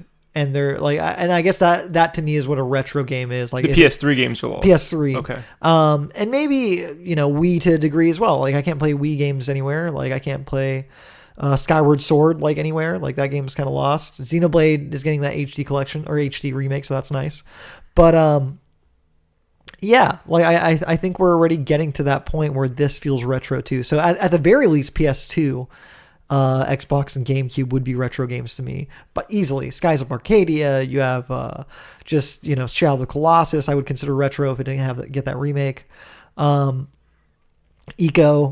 Halo 1, Combat Evolved feels retro to me. Half-Life 2 even. So like, yeah, I guess I would place it there. What about you? Do you feel like it's a defined thing, like where it has to stay at a certain point, or does it move with the times? No, I think a lot of people like the beautiful thing about this question is it's really just a personal question. Yeah. Anybody, retro is just a title. You can interpret it however you want. So some people will say retro games are only cartridge games. Some people refuse to look at the discs or whatever like that. I'm closer to the mind of you. I think I might even be more extreme than you. Yeah. I think the Wii U and older is all retro at this point. Yeah. That's my personal opinion. Which would be, PS3 and... PS3 is retro. Xbox 360 is retro. Not only are they retro, if you are, even considering like trying to buy back any of the library from Xbox 360, PS3, Wii U... This is the time to do it. Those games are dirt cheap. Yeah. Dirt cheap. And another, 5-10 years from now, everybody's going to want their PS3. Everybody's going to want... Well, I'm honestly seeing like a bit of a resurgence at Wii at my store. Yeah. People are getting back into Wii. And Wii is definitely retro for another big reason, which a lot of people don't think about. The Wii didn't take an HDMI cable. That's right. So people are coming in, talking to me like, how do I get this to work? I'm like, I don't know. We don't sell converters. I'm sorry. You have to, get a CRT. You have to go on Amazon and buy a converter or go pick up a CRT. Yeah. So there's already complications with that. So Wii is most certainly retro in that fact alone. It does not have an HDMI port. Yeah, that's actually a good point. It's standard definition. I forgot about that. PS3s and 360s came with AV cables. Later on in their life cycles, that's when they started coming out with HDMIs. The original 360, the first models, didn't have an HDMI port. It had no, they had support. Did it? Yeah, it did. Okay. It had a port, but it came with AV cables. Oh, it didn't come with the HDMI cable by default. That's what it was. And the same thing with the PS3. They came with AV cables to start. Really? I thought you had an HDMI port with it. I don't think it has a port. Sorry, but they gave you the cables. I don't think PS3 had it either. I think they gave you AV cables because it was still at that transitional period. So I really consider those retro because you can't even comprehend buying a TV with red, white, and yellow, inputs at this point. Or even component cables. You don't even see component cables anymore. That's a really good point, actually, to like make that distinction with the difference in terms of standard definition. And for me, that's a big deal, man. Yeah, for if sure, you have to go buy a different television or another component to get it to play, that shit's retro, dude. Retro's fuck. At least the Wii U has an HDMI port, and the only reason I'm including that is because it's a dead system and it died hard. And those games are cheap right now, man. Like, if you want to purchase stuff for the Wii U, go get them now. The system didn't sell well. Those games are going to rise in price. At some point, there's going to be a whole group of people who wants those games, and they're going to rise in price, and they're going to rise in price hard as shit because it's going to be a lot harder to find. That's true. That's true, but also with the Wii U, and this is like kind of not 100% in line with the conversation we're having, but the Wii U is getting a lot of its stuff moved over to the Switch. Almost all of it. That is a good thing. Yeah. Because otherwise there wouldn't have been any exposure to it. Like, yeah, that's something I'm actually really happy about because I felt really bad about the Wii U just getting these amazing games and almost everybody missing out on them. So it's cool to see them move over. Yeah, so I guess that's where I stand. That's a fun question. Yeah, I mean, I understand why people like cartridges. I primarily, when I'm buying retro stuff, I look for cartridges, but even before PS2 got big, for the past few years, I've been looking for PS2 games. They've been hard to find when people weren't even really looking for them. There's a lot. Like, the PS2 is such a crazy, huge library, and so many are not on any virtual console. There's no other way to play them. There's no way to get them aside from, like, that PS2. Like, Lament of Innocence, that Castlevania game, which I think is pretty great. You can't play that unless you have that PS2 disc. Yep. And there are so many other games like that are just genuinely great. The PlayStation 2 had a great library. I'm not the biggest Sony. I like Sony. I like them. I'm not their biggest fan, but the PS2 had a crazy ass library of games. Insane. Just it's so expansive and just so far reaching. So I want to get some PS2 games right now, dude. Let's just stop and go find some PS2 games.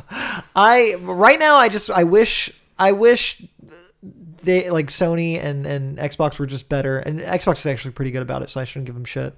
But I definitely wish Sony was better about having a virtual console. Nintendo as well, big time. Oh god, how do you have Nintendo had such a fucking gem in that virtual console and the Wii U, and they just abandoned it. They got the best console ever, and they're like, we're gonna drop this amazing feature. It kills me. It kills me that like there isn't just a fully established PS2 library sitting on the PlayStation 4 or PlayStation Store. Well, I hope that's the way they're going because they're talking about doing backwards compatibility, and hopefully they'll do it right. Because my vision for Xbox's future is that they keep working at this, and the next Xbox comes out, and they're like, okay, every single game that's ever been with a brand Xbox minus I can't say every single game. Yeah, Tony Hawk's not going to be on there. There's going to be a few exceptions. There's going to be licensing issues with certain games. 95% of our entire library is here. Yeah. And you can download it for a small fee for some of the really old games, or you can, if you go find the disc in the wild, put it in. Like that's like my dream come true. You know who's going to do that? Fucking Analog in like another 10, 15 years. Oh, that'd be bananas, man. When they do like the PlayStation 3 with like that's when we'll get that. They haven't done anything disc-based yet, so I'll be real curious to see what Analog does in the future. Though once we move completely to streaming and games as a service, like and discs are dead, I think Analog will take that role. We'll see. All right, Matt, we have a game next. Another game. Yes, we do. NPD game. We do. Matt, most certainly. Matt is the game master this time around. He's going to guide us through this. Yes, we are. So what we did with this month is I put 20 names in the hat. These are the top 20 games on the NPD for the month of September. We're doing September. And Richard is going to guess where they place. So he's going to be given the names. He's going to pick the name out of a hat. Yes. He's going to tell me where he thinks it places. And he's going to get 2 guesses. Do you have your blank doc up? Yeah. Because you're going to have to fill that in so you don't lose track. Let me do that right now. And he's going to slowly fill this in as we go along. So it's a fun way for you to find out and for Richard to do this. And then this will be pretty quick. Yeah. All right, so let me know when you're ready for the first one. I'm going to start mixing these up. I mean, I get to pick it out, right? Yeah, of course. That's important to me. I'm over here just trying to put numbers on my computer. This is good content. Oh, that's a good noise. That is Matt shaking the hat of names. All right, I'm ready for my first pick. Let's see. So this is the month of September. First game to come up, Code Vein. Yeah, that's a kind of a shocker, huh? No. No? No, apparently I was kind of surprised to see it on games are always just do super well. These cheesy anime games with big titties. Weebs? That's a Weeb game? That's a Weeb game. That is Bandai Namco. Quintessential Weeb game. If you're asking what a Weeb likes, that's it. Code Vein. And Weebs spend their money. They're disgusting about it. I'm gonna put that high. I'm gonna put that at number 7. So close. Oh, okay. But no. 8? Yes. Okay. Code Vein. I think he gets 2 guesses on these. Yeah, exactly. Okay. Perhaps I shouldn't have given it away that you were so close. No, I appreciate that. All right. I'm next going game. in for another one. Let's see here. NBA 2K20 number 2? Number 1. Yes. Number 1. I think I did have a passing glance at some of these, so I might do pretty okay on these bad boys. All right, let's see here. Borderlands 3. Ugh. Number 4? No. Number 5. Higher? Is it? Oh, fuck. It was a 2 or 3. 2. Really? So you didn't get a point for that one. Oh, God. Borderlands 3 doing well. You're tracking all this yourself, right? My points? Yeah. Let me put that down. Yes, 2 points. I'm there. Okay. What am I doing? What's the point scale for? They're just points. They're just there. The points don't mean anything. This is a Whose Line sort of game. Spyro Trilogy. I'm gonna put that at low. I feel like did that come out in September? Mm-hmm. It's so hard to think this far back. Maybe we should. You're in the top 20 of September. Let's go to 16 for Spyro. No. Let's go to number 12 for Spyro. No. Okay, where does it land? 14. Oh, if I just split the difference. Damn it. Okay. Give it here. Banging through these. Legend of Zelda Breath of the Wild. Oh, man. Yeah, I didn't expect the 2017 game to show up in the month of I didn't. Jesus September 2019. Christ. Maybe doing top 20 was a mistake. Let's see. Number 16. No. Number 11. No. What is that? 20. Oh, you son of a bitch. You were going to have a 20 game at some point. Yeah, it was going to have to happen, right? The bottom of the list, barely making it in. That makes sense, too. It's going to be anywhere. Spider-Man PS4? Yes. That's kind of crazy. Did that 13? I think you can see it on my list. I might have messed something up. Oh, no. Did we botch this whole thing? Oh, I see it. It's under Marvels. Okay, I see got it. Got okay, it. What did you say? 13. No. I can't have higher or lower? Lower. Okay, lower. Okay. 17. 18. Fuck my life right now. Okay, I'm fucking this up. I was like, where the fuck is Spider-Man? I forgot it was under fucking Marvels, panicking. man. I was like, we have to scrap this whole bit. Legend of Zelda Link's Awakening. Did that come out in September? Number 5. It was either August or September. Number 5. No. Number 4. Yes. Yeah. Link's Awakening, baby. Great game. It either came out at the end of August or the beginning of September, I really don't remember. Did you play that at all? It's right there. That's not the question I asked you. No, but man. You answered it in your own way. I hardly have time to wipe my ass every day, let alone, play games. We just take it one day at a time. Yep. Give me that fucking hat. Shit, I got 2. No, I got 1. I have Mario Kart 8, which is kind of like the Grand Theft Auto of this fucking NPDs. I'm going to guess 19. Higher. Well, yeah. That's the lowest. I know 20 is Breath of the Wild. 15? Higher. Okay, what was it? 10. Good. God damn, dude. People are buying that game. And this doesn't include digital sales. So Mario Kart 8 is selling. I bet. Do you think Death Stranding will be like a Mario Kart 8 where it just sells all the time? No. FIFA 20, number 3. Bam. Yeah. On the money. Yeah. Okay, FIFA 20. All right, perfect. 4 points. NHL 20, number 5. Lower. Number 6. Lower. Fuck. What was it? 9. Damn it. I like this because the more I do, the more less options I have to fuck it up. This is fun. Yeah, because you have the list in front of you. Yeah, it's good. If you didn't have that list, it would be interesting how many times you would repeat yourself. Just say the same number over and over again like an idiot. Rainbow Six Siege. Matt, do you want to play Rainbow Six Siege with me? No. Why? I'm not interested. No one wants to play this game with me. I hear it's really good. Yep. Rainbow Six, number 6. Lower. That was so stupid to guess that high. Number 16? Bam. Yeah? Yeah. That's been my go-to. R6 Siege. I'm spelling these words wrong because I'm doing it fast. 5 points. All right. If I get to 10... at the end, you're going to be getting a whole bunch of points. You should be getting a whole bunch of points by the end of this. GTA 5. Big shocker. A mainstay of the top 20 NPDs. Number... I don't think it... Okay, so the spots I have open, 5, 6, 7, 11, 12, 13, 15, 17, 19. I don't think it's 15, 17, 19. I don't think it's 5, 6, 7. I think it's 11, 12, 13. I think it's 12. Ding, ding, ding. Yeah? Did you like it? Wow, that was cool. GTA 5.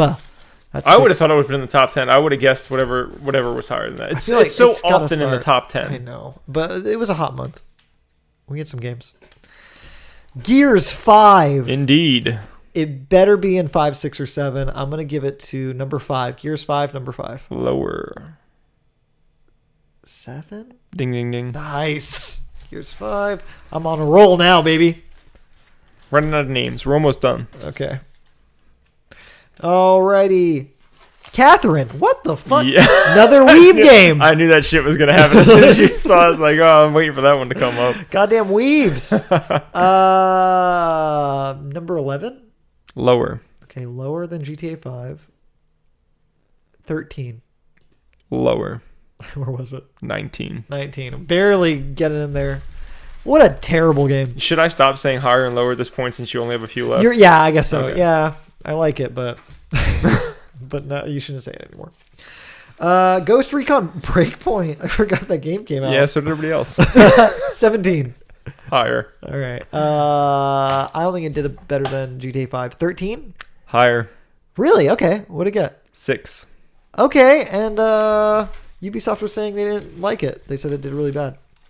Yeah, I mean, well, when you're the 6th highest game in September and most of the games above you came out before then, kind of sad. That's very fair. Ghost Points Recon is what I wrote because I'm trying to write it fast. It's number 8. All right, I'm ready. Actually, no, that's not true. What? NBA, Borderlands, and FIFA might have all came out in September. So they might have all came out the same month. Do you think our listeners are going to be upset that we're like going over November or September NPDs at the end of October? Fuck them. Yeah, fuck you, listeners. Minecraft, number 5. No. Okay. That was stupid. That was a waste of a guess. 15? No. Was it 11? It was. Shit. You only got 4 left, man. 4 right. left. I'm gonna get every one of these right, and if I don't, I don't want to do anything. If I don't, I won't talk to you. This podcast is over forever. Okay. Plants vs. Zombies. Battle for Neighborville. I have to get this right. Okay, I have 5, 13, 15, and 17 open. I don't think this is a very high charting game, Plants vs. Zombies. I think it's number 17. Ding, ding, ding. Oh, right. The podcast is still alive.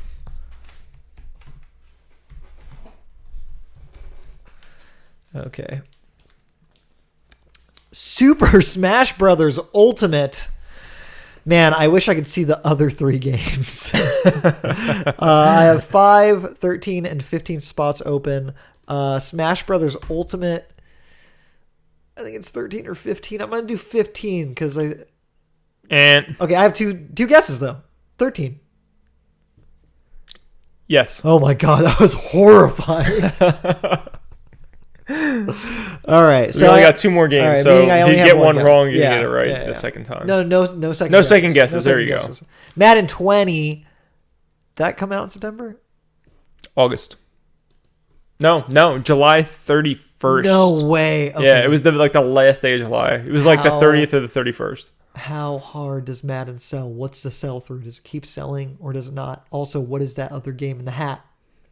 Okay, it's got to be number 5. Yes. Oh, thank God. Podcast. So that means your last is number 15. And it is Red Dead Redemption 2. Good for you, Red Dead Redemption 2. And that's your top 20 for the month of September. September. Did RDR 2 come out this year? No, last year. Oh, okay. I was going to be like, that's my game of the year. But never mind. This year's going by quick. Speaking of years. Yes. We're going to go over the top 10 super quick, and we're going to have a quick discussion topic. So this year is to date NPDs, what has sold right from January 1st to now. Yes. Let's go over it. So number 10. Yeah. Grand Theft Auto 5. Okay, yeah. Number 9, Resident Evil 2. Okay. It's acceptable. Hey, that's pretty good. Smash Brothers, not a surprise, came out in December of 2018. Okay.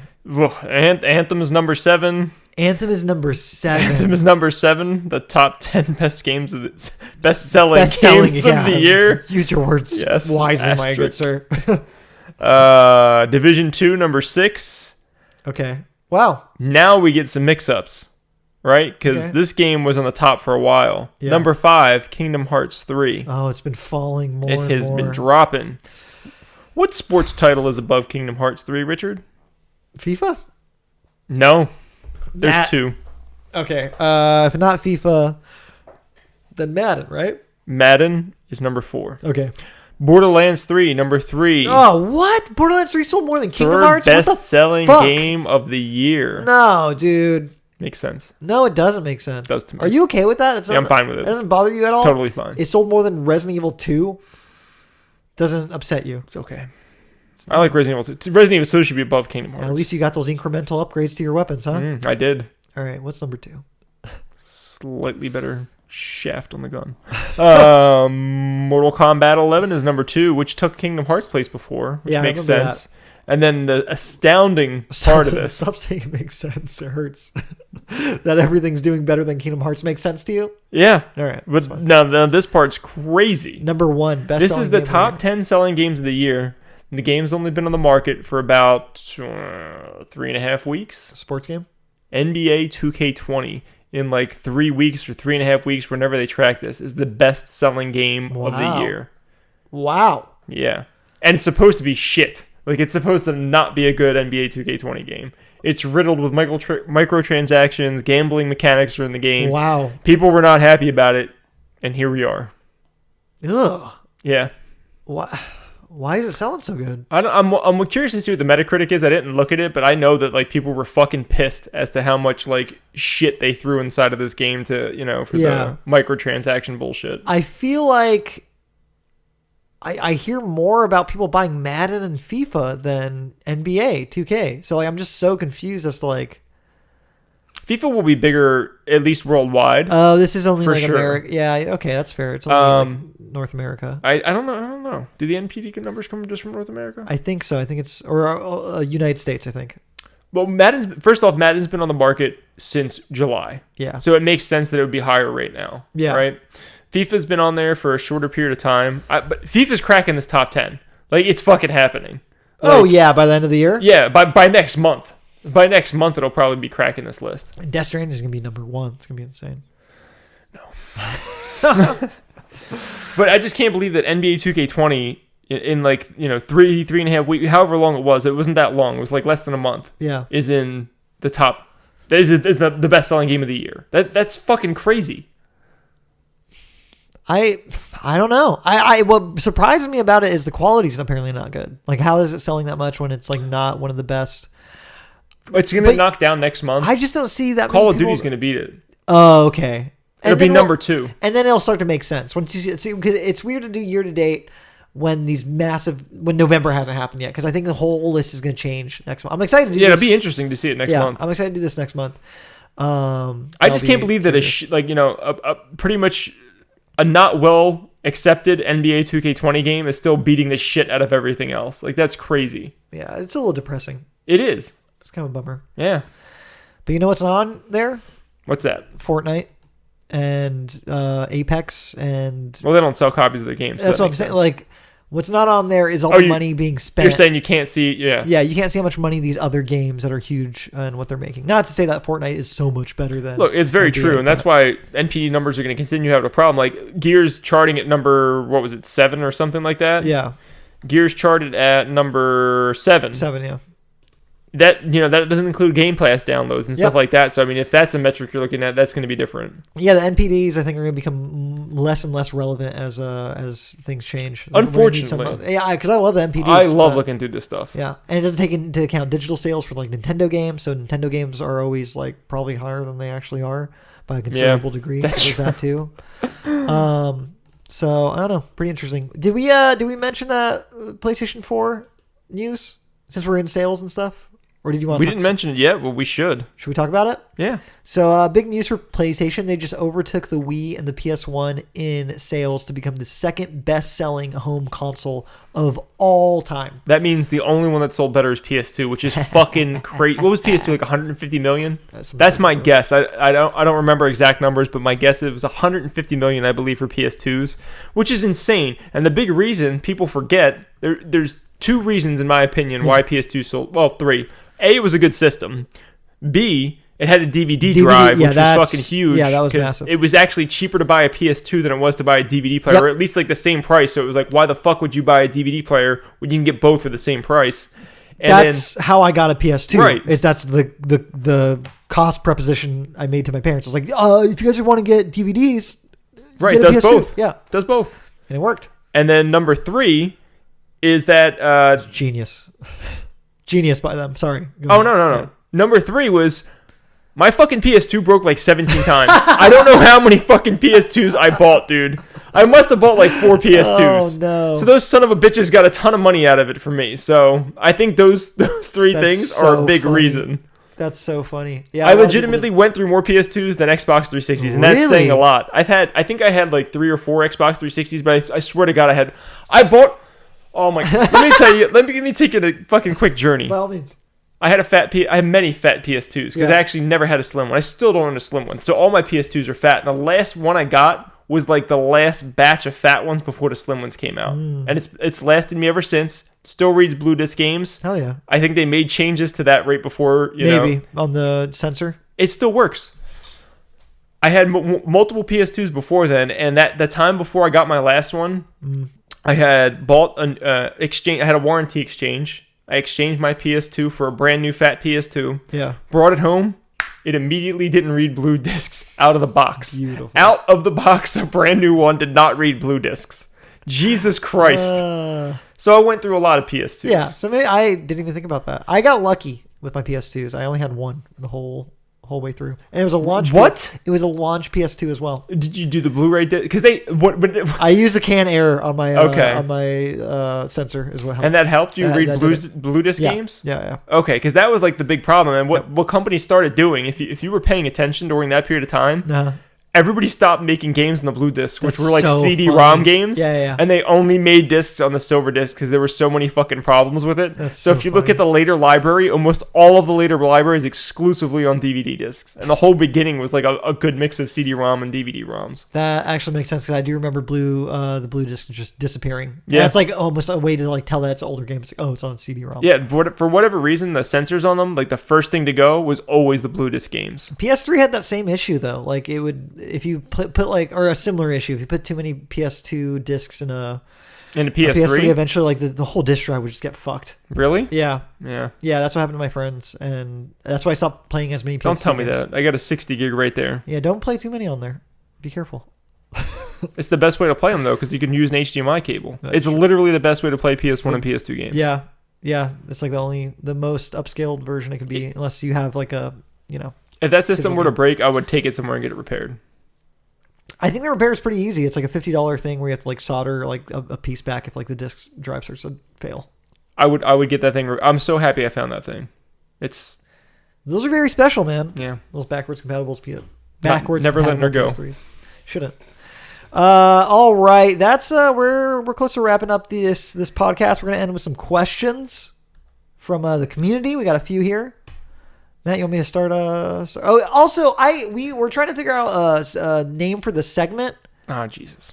And Richard has a terrible name. And he wants you to solicit on his behalf. Yeah, please. Exactly. Thank you. So Matt's name for this segment is, the segment where we take questions from the community. Matt wants it to be questionable answers, which I think is great. I think it's a really good segment. I'm really happy with, or a good name for the questionable answers for the question segment. Yeah, exactly. Like we're gonna give you answers to your questions, but they're gonna be questionable. It's very funny. I like it a lot.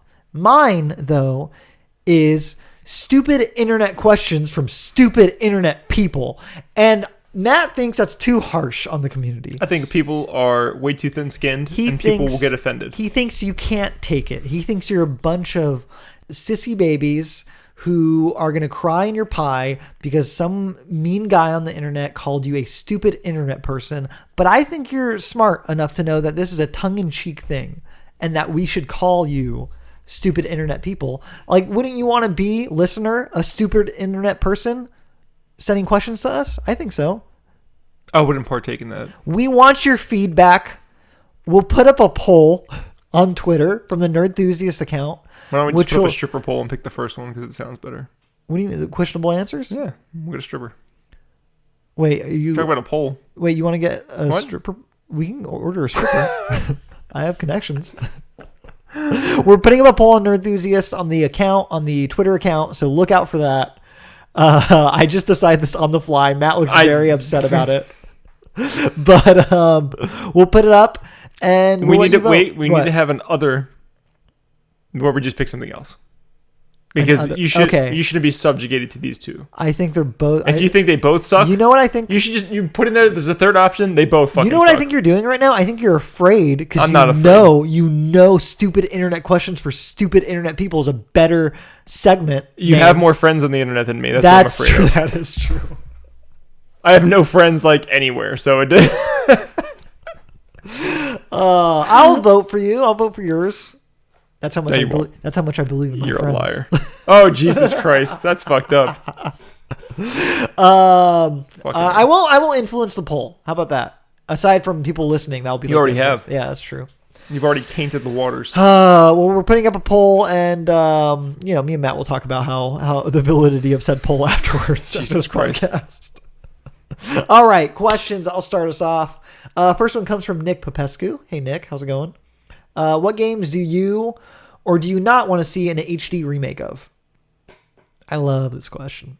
Do I want or not want to see? Like, what game would I? Yeah, I don't know if there's any HD remake I'd be particularly upset by, but there's definitely some I really want. So just a not off the top of my head would probably be they do not need to touch Shadow of the Colossus again. They should leave that alone for a while. I think that's good for like Resident Evil 2. They should not touch for a while. Any recent HD remakes don't need to be touched up on. As far as doing an actual HD remake, I think they should go back to Nintendo 64 and PS1. I think those libraries could use the biggest boost. Yeah. I would love an HD remake of Mario 64. That would be phenomenal. Dude, like with Mario Odyssey graphics? Yeah. Ooh. I saw on the internet also. Matt. Yeah, man. That's fucking cool. Just a bit from the ground up remake. Not a whole new game, just a remake, Same game. But just redone. Right. And beautiful Crash graphics. Bandicoot-esque. Oh, man. Yeah, man. Yeah, bring in like the Mario Odyssey physics a little bit too. No, you want the like original physics? It would mess up the platform. Yeah, I would want it to be. I really want it to be. I need a visual overhaul to that game. Got it. And same thing with GoldenEye on 64. I think they would need to change the controls to modern controls. Yeah. And they would need to update the graphics. And then other than that, they don't really need to change much. We've discussed this. They kind of did that with the Wii version. And that wasn't the same. I mean, like, I fucking remake to the T. Like, every level is designed the same. Everything is designed the same except for the controls are a little bit updated. And the graphics are updated. I don't want them to change anything else. I have a question about Mario, though. Yeah. Does he still say "so long, gay Bowser" when he spins Bowser around, and throws him?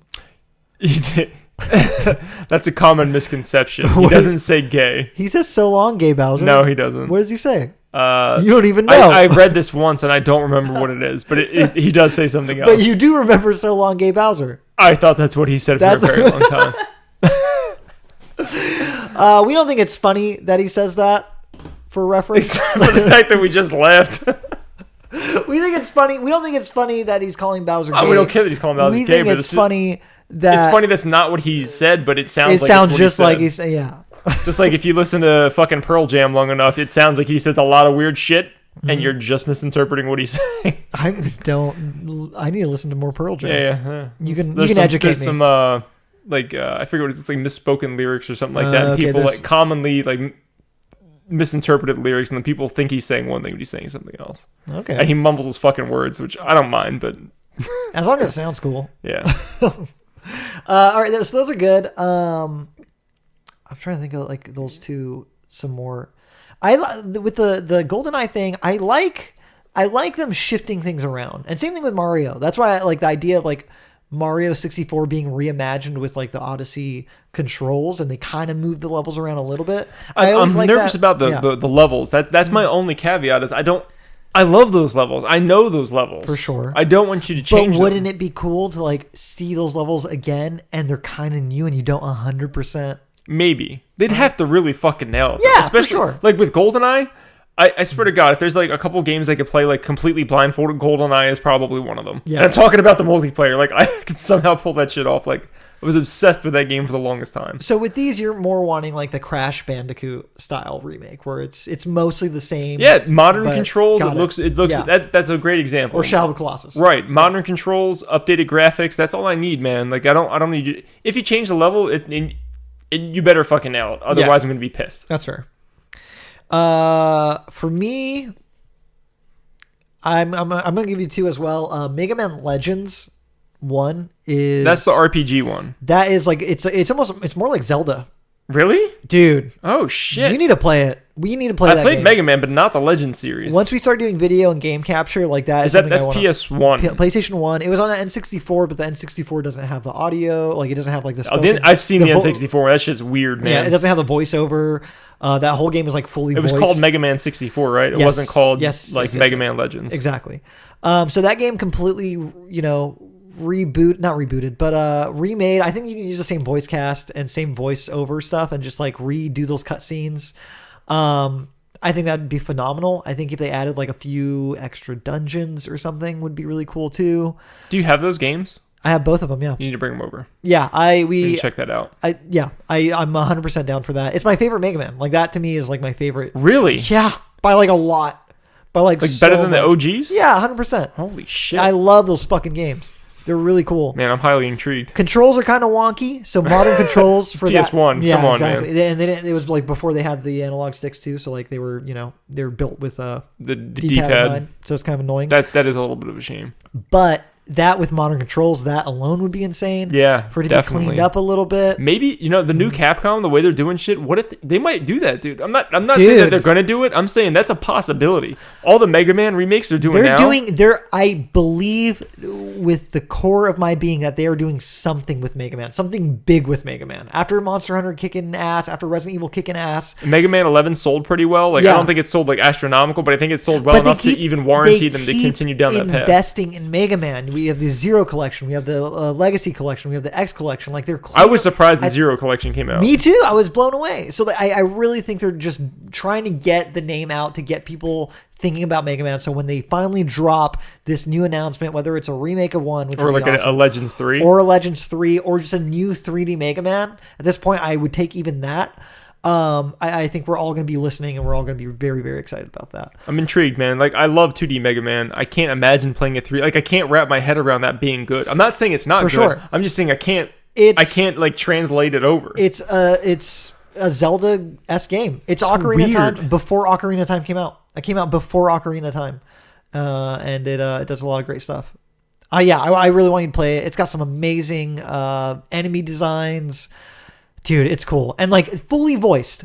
fully voiced cast with cutscenes, and the faces look amazing because like they're like almost hand drawn and like they're so expressive. Because it's a flat face with just a drawn, the expression, the so expressions it can are drawn move. on, so they look like you're watching like a cartoon or something. It's That's really pretty cool. That game holds the fuck up in terms of like its visual quality. You're gonna be really impressed by it. I'm really excited to play that. I'm definitely interested. So next one. Anything else you want to throw out for HD remakes? No, I'll read the next one for you though. Okay. Does the Nier raid finally make Final Fantasy XIV worthwhile? Who's this from? Oh, I'm sorry. This is at Beardless2 TWO. Hi, Beardless2. Okay, so this is a quick question. That's going to get a beer right now, which he doesn't even realize how quick I'm going to answer this question, so I'm kind of killing time. Austin, sorry, I shouldn't be saying your real name. Beardless2. Listen, I don't know. I haven't played it yet. It came out today, so I have yet to touch it. 5.1 came out today, which includes the Nier raid. I'm excited to play it. I'm thrilled. To play that raid, you have to complete all of the current content. Did you drop the beer? No. Okay, we're good.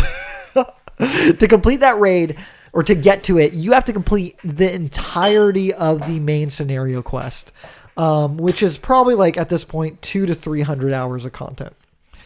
Yeah. So that's a lot you'd have to go over. So the Nier raid, if you think Final Fantasy XIV is not worthwhile and you think the Nier raid is going to be the thing that gets you into it, the answer is no, because you're not going to be willing to play 300 hours to get to it, because there's no way it's going to be that good. Yes. I noticed that Nier is spelled the same way as the game Nier. Yeah. So this is like a crossover thing? Yes, 100%. Interesting. So yeah, they got Yoko Taro to help like design the raid effectively, and there's gonna be characters from Nier that kind of make an appearance. And it's called the Nier raid? No, it's got like a special name. It's got a special okay. name, but it's Nier related 100%. I think Yorha is specifically in the game, and Yorha is a entity from Nier Automata. Like, so. Got it. Yeah, it's in there. I'm excited to play it though. I'm really excited to see the costumes because I have yet to see it. Because when you finish the raid, you get like armor. Fuck you, Matt. If you don't give a shit, I don't give a shit. All right, we have another one. We have another one from at Beardless2. Sorry, my favorite thing is the Buster Ball. I know, I appreciate it. So Beardless2 with another question. As two 90s kids, what did y'all think? What did y'all think the epitome of a cool gamer was growing up as 90s kids? Not a 90s kid. Are you not? I grew up in the 90s. I was born in the 80s. Were you a kid in the 90s? I guess. How old are you? I was a young adult. When 1990 hit, how old were you? 6. Okay. So you... I was a young man. How old were you? No, that's not true. How old were you in 99? Oh, I was an old man. No. All right. 99, I was... Oh, shit. I know, that's tough. What's 6 plus 9? I would have been 15. 16? You're still a kid. I was 15, 16, something like that. You're a 90s kid. Man. I Am know. I? Now you're not Gen X. Today you were Gen X. What's the epitome of a cool gamer for you growing up? Epitome of a cool gamer. Well, Beardless2, if you saw the tweet I sent out soliciting questions, which he answered, that had a GIF in it, that gentleman was a cool gamer in the 90s. The guy of him, the Walmart gamer, dude, with his fucking weird faces and moving his controller around like that, wasn't connected to jack shit. Yeah, of course. Fucking ridiculous. That's your 90s gamer. That's a cool 90s gamer. We talked about this a little bit before the podcast. I don't think there was a cool gamer in the 90s. That was pre Call of Duty, pre Fortnite. That was pre the normalization of video games. I think if you were playing video games in the 90s, I guess Sonic was cool. He's asking about the gamer though. He's asking about the person. Yeah. So like, I think he thinks like Biggie Small. Since we were kids, like who did you think was like a cool gamer like in your life maybe or something like that? Biggie Smalls. Yeah, he was a gamer. When he said Sega, Super Nintendo, Sega Genesis. I'm not gonna say the rest because there's a curse word coming out. All right. Might be the N word, I don't remember. Yeah, that's fair. So I guess that to me was like. I was talking about hose. That's what it was. I can say hose. It's fine. You say hose. That's fine. Hose. I'm not gonna sing. Juicy baby. Nobody's getting my vocals. You gotta pay for that. Pretty good. Yeah, so I don't know. Like I like the 90s to me, cool gamer. Yeah, I don't know. I didn't think games were that cool. I thought it was just me nerding out. I guess as a kid, yeah, the Sega Genesis, that Sega Nintendo war, you know. I was a big Sega kid, so yeah. I think they won me over with their fucking marketing for sure. Yeah, they were trying to like. But I also think people forget so much about the Sega Genesis, and it hurts. So like IGN just put out a top 100 list, and there's like nothing from Sega on there at all. Like it's kind of sad, man. Oh, okay. I mean, clearly the people that are working there are going to influence that list. That makes sense. And if they didn't grow up with it, they don't get it. I understand, but it's like you need to have somebody that has a huge background. Like for example, if someone's to make a top 100 list, I would want someone with as much knowledge as possible about all these consoles. And there's probably a few people you can pick from, but the first person that comes to my mind is a gentleman named John Hancock. If you don't know who he is, you can look him up on YouTube. Mm-hmm. He's a huge collector. He has tons and tons of systems. He probably has more knowledge about the library, like if it's actually played the libraries of many of these games, from the different genres. Yeah. I would respect his top 10 list more than just about anybody else's. For sure. Because he has knowledge about all these other systems. He has a lot of obscure shit too. Like, those are people who should be writing the top 10 lists. I mean, I think most top 10 lists or top 100 lists are probably just like woefully ill-informed, and they're mostly taking their game choices for the list based on like the zeitgeist of games. We all know Ocarina of Time has to be like at number 1 or near the top. We all know Mario 64 has to be here. GoldenEye has to be there. And like I'm sure at this point, like people writing these articles have not even played these games, or more specifically, haven't played these games when they were culturally relevant. Well, that's when the big thing. If you look at IGN's article, it's like there's hardly any arcade games, hardly any Sega games. Everything's relatively new. Yeah. And the newer games are having a bigger impact because they're fresh in people's minds. Of course. And B, they're more relevant around the office. You know what I mean? It's like games in the past 10 years have really started to dominate that list, or the past 20 years, We are completely getting away from Beardless 2's original question, but we are a little bit. I'm sorry. No, it's fine, because regarding that, like that brings up another question to me. You saying that, do you think newer games are just better? Is it possible that they're just better than older games? Because I kind of think they are. No. I mean, you look at something like Witcher 3, like, and compare that to Ocarina of Time, Sonic the Hedgehog, whatever the best games of that era were. I think that Mario World, objectively speaking, storytelling in games is better than it's ever been. Okay. Period. You can't. You didn't have the capability to do that on an NES. Yeah. I mean, the closest thing was probably that I can think of off the top of my head is Ninja Gaiden, because that game actually had cutscenes. It had a story to it. But sure. I mean, that was so minute compared to what you can do today. So, I would say Ninja Gaiden is right up there with when that would be in my top 100 list. Yeah. Interesting. I mean, yeah, for sure in top 100. I agree. I mean, a top 100 list. It's not at all what he asked. It's fine. Sorry. We'll circle back. We'll circle back. A top 100 list is it's the sum of its parts. So you're trying to, I think, when someone makes a list like this, they're trying to like show the entire industry and give you the best points of different like eras and all that. It's a tough thing to do, I guess. So I guess like a cool gamer is someone who can do that. I wouldn't want to do that. Like I could give you my personal top 100, but I wouldn't say this is the top. I would not have a title that says this is the top 100 games of all time, because that is such a subjective thing, like. And you have to play, like, that's why I picked John Hancock, because I know the fucking extent of his library. Yeah. I know he's played a ton of those games, and because of that, I would respect his opinion more than most people's. By your logic, I don't think anybody's qualified.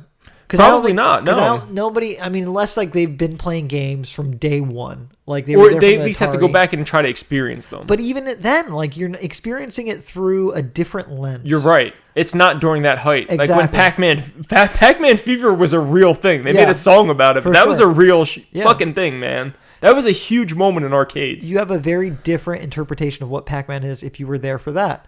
Same thing with like every generation of games, PS1 games, PS2 games, Super Nintendo, whatever it is. All right. Playing Mortal Kombat 2 in an arcade was a way different experience than playing it at home. Yeah, there's that too, that aspect as well. So, and you can't get that today. Even if you go to a convention or something and you find a Mortal Kombat 2 cabinet, It's not the same way. There was a fucking line of people waiting to play that game.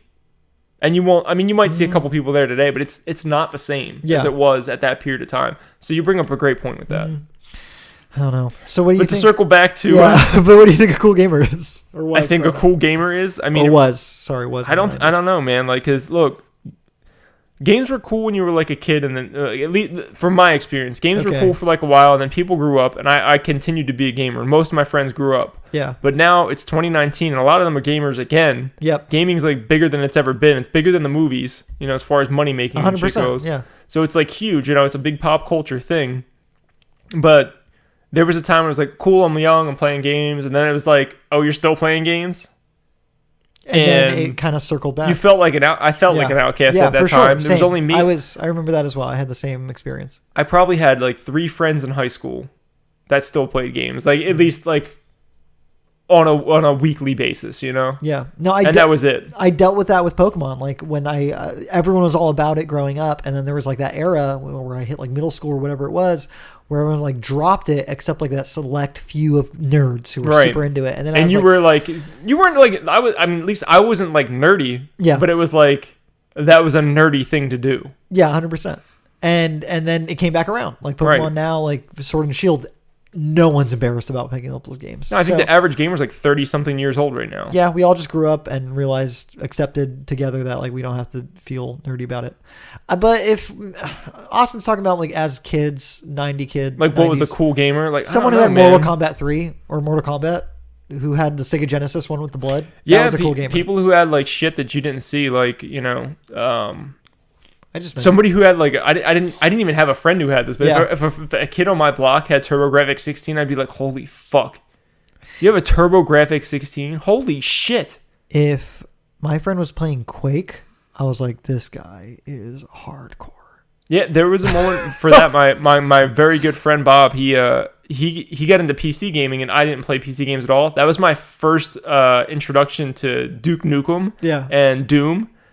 And that was like, sure. Man, this is fucking crazy. Like, he was so cool to me because I was like, how the fuck do you? This shit is like, showing your money to strippers. Man. You're like, what? Like that fucking blew my mind. So like, Bob was super cool. Bob was already my friend though. Yeah. But he was super cool to me because he was like one of my first friends to get a computer, to have the internet, and to have those fucking games. And I was like, holy shit, this is fucking crazy, man. There we go. That answers his question, I think. There you go, Beardless 2. So yeah, you just gotta get cool games, man. Cool games with boobs in them. Yeah, man. Shake them. Not in 2019. That's not okay. It's fine. Last question. People overreact. Last question. That's true. Last question from Ida Hoagie. They should make a movie. They should make a modern day movie of The Wizard. Can we talk about that? So when we got this question, Richard looked at me and was like, hey, Matt, what's The Wizard? I don't know what the fuck Ida Hoagie wants from me. I want to help him. I want to answer his question. Man, I can't believe you don't know this, man. It's a little disappointing. I don't know what it is. You're probably a little young for it. I guess so. What year did it come out? Do you know? Like a year after you were born. Yeah, I missed it. It was in the early 90s. I don't remember the exact year. But basically, have you ever seen The Wonder Years? I'm aware of it, but I don't know if I watched it. You know the main actor from that, though, right? I can't remember. His name is slipping my mind right now. Let me look it up. Let me see. He has a brother who also acts. His brother was in a 90s TV show that I also can't. Oh, Corey, whatever the fuck. Boy Meets World guy. Boy Meets World was his brother. Yeah. Oh, okay. Yeah, I know The Wonder Years. I never watched it, but I know it. What's his name? It's killing me. Dude, I don't know. Just look up Wonder Years actors. How hard is that? Cast. Googling. Too much Googling on that. Fred Savage? Fred Savage, thank you. That's the Boy Meets World guy. No, it's not. His brother is the Boy Meets World guy. All right, whatever. Anyways, Fred Savage was a child. Yep, as we all were. And he had to basically travel to California to play in the Nintendo World Championships. Is that what The Wizard is? That's what The Wizard is. That's a movie? Yeah, man. Dude, this sounds awesome. It's fucking great. It's not great, but it's great. I really want to watch this movie. What? Dude, it was all a huge commercial. Oh my god, that sounds amazing. It was a goddamn fucking hour and a half Nintendo commercial. How long is this movie? Probably an hour and a half. I'll watch it. So here's the cool thing. We live out in the desert in California. Yeah. You know where the fucking dinosaurs are out in Cabazon? Yeah. That's where like a chunk of this movie takes place. 1989 was the year.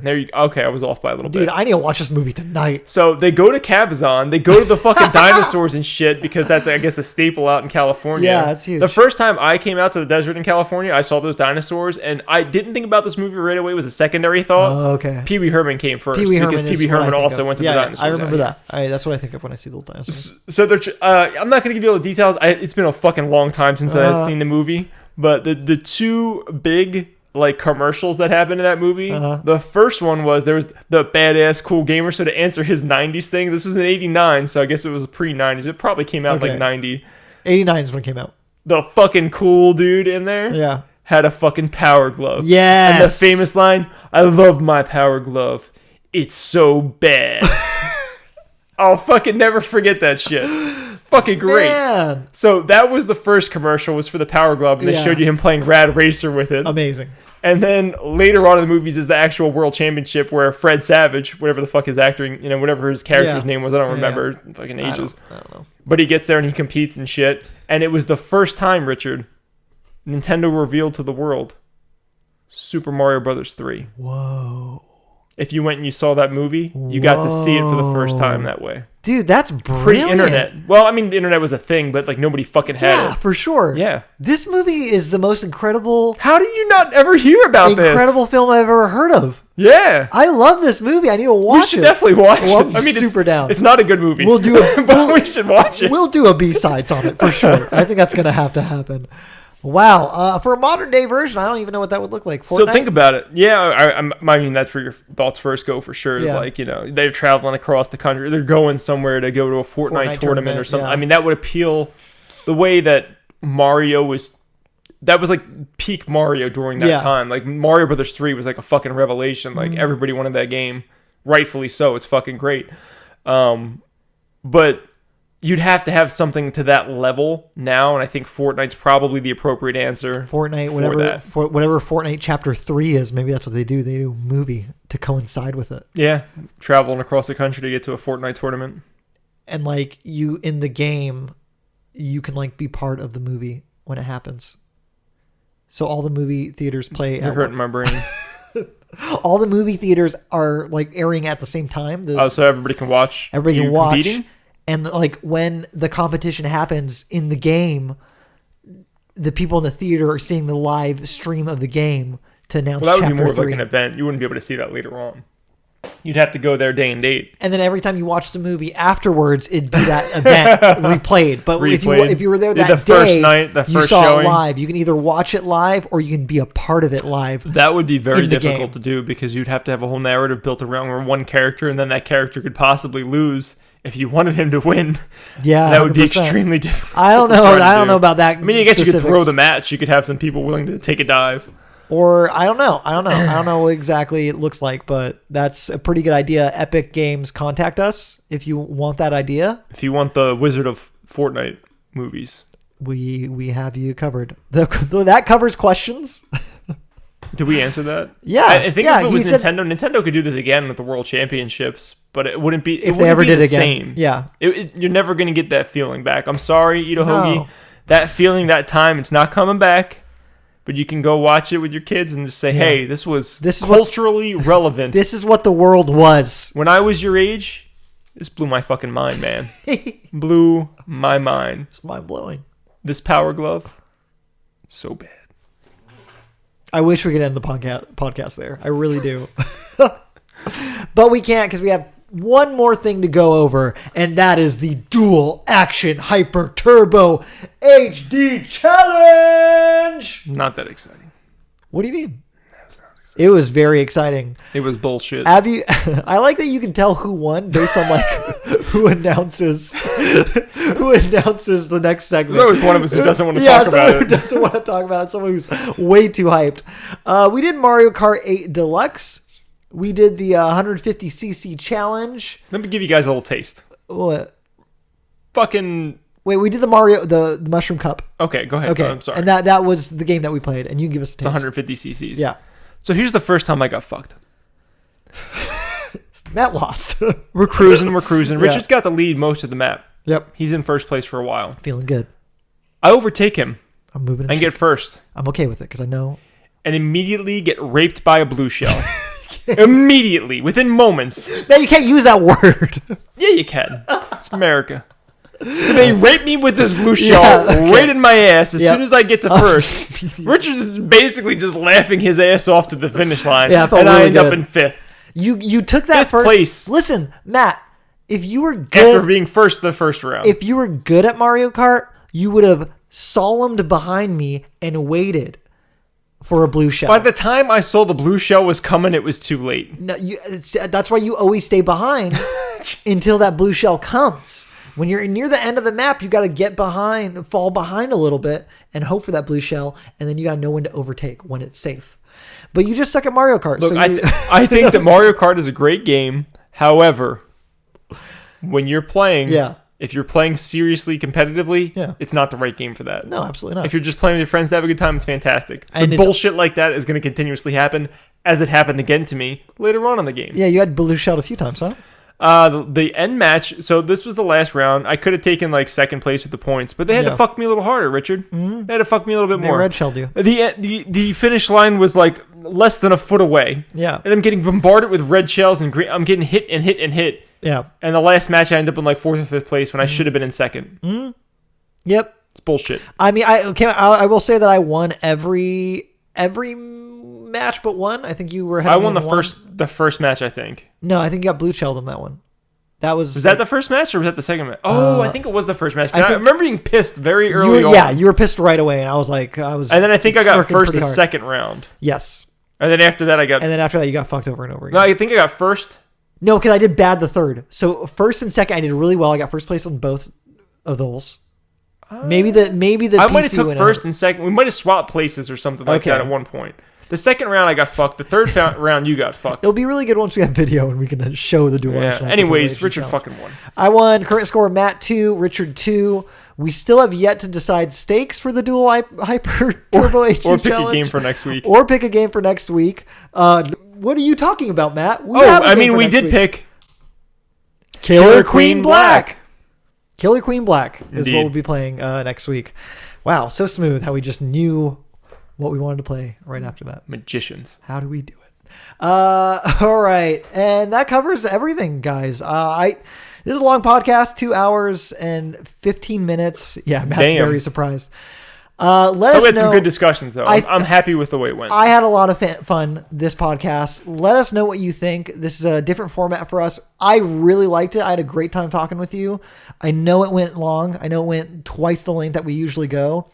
Let's just see how it goes. We'll put it out there. We're going to put it out there. Guys, give us some feedback on this one. We definitely want to hear some anything and everything from you regarding what you think of this episode. If you like the flow of it, if you think the new format where it's less news is good, but you'd like it to be shorter, you're okay with the length, we'd really like to get some feedback on that. And just keep in touch with us. Thanks so much for listening. Follow us on Twitter. Matt, you are at... What are you at, Twitter? From NJ2CA, and the 2 is a number 2. Exactly. I am at Richard Eiley, RichardIlie. And follow Nerdthusiast. The most important account for you to follow is Nerdthusiast, Nerdthusiast. If I spelled that wrong, I don't think I did. Just look at whatever you're looking at. Whatever you're looking at. Look for neon colors. Exactly. That's us. And take care. Next week, we're going to be back with another B-Sides. We're doing Star Wars, the original trilogy, talking about those movies, watching them. Finally. Matt's really excited. I'm excited to watch them again, 4, 5, and 6. 3 good movies. Great. 3 just phenomenal movies. We're really looking forward to it. Last week was pretty great. Yeah, it was too. Rogue One and Solo was a lot of fun. I hope you guys give that a listen too, because I thought we had a great discussion. So please, if you have any affinity towards Rogue One or Solo, please listen to that. Give it a listen. All right, guys, take care. Be well out there, and much love. Peace.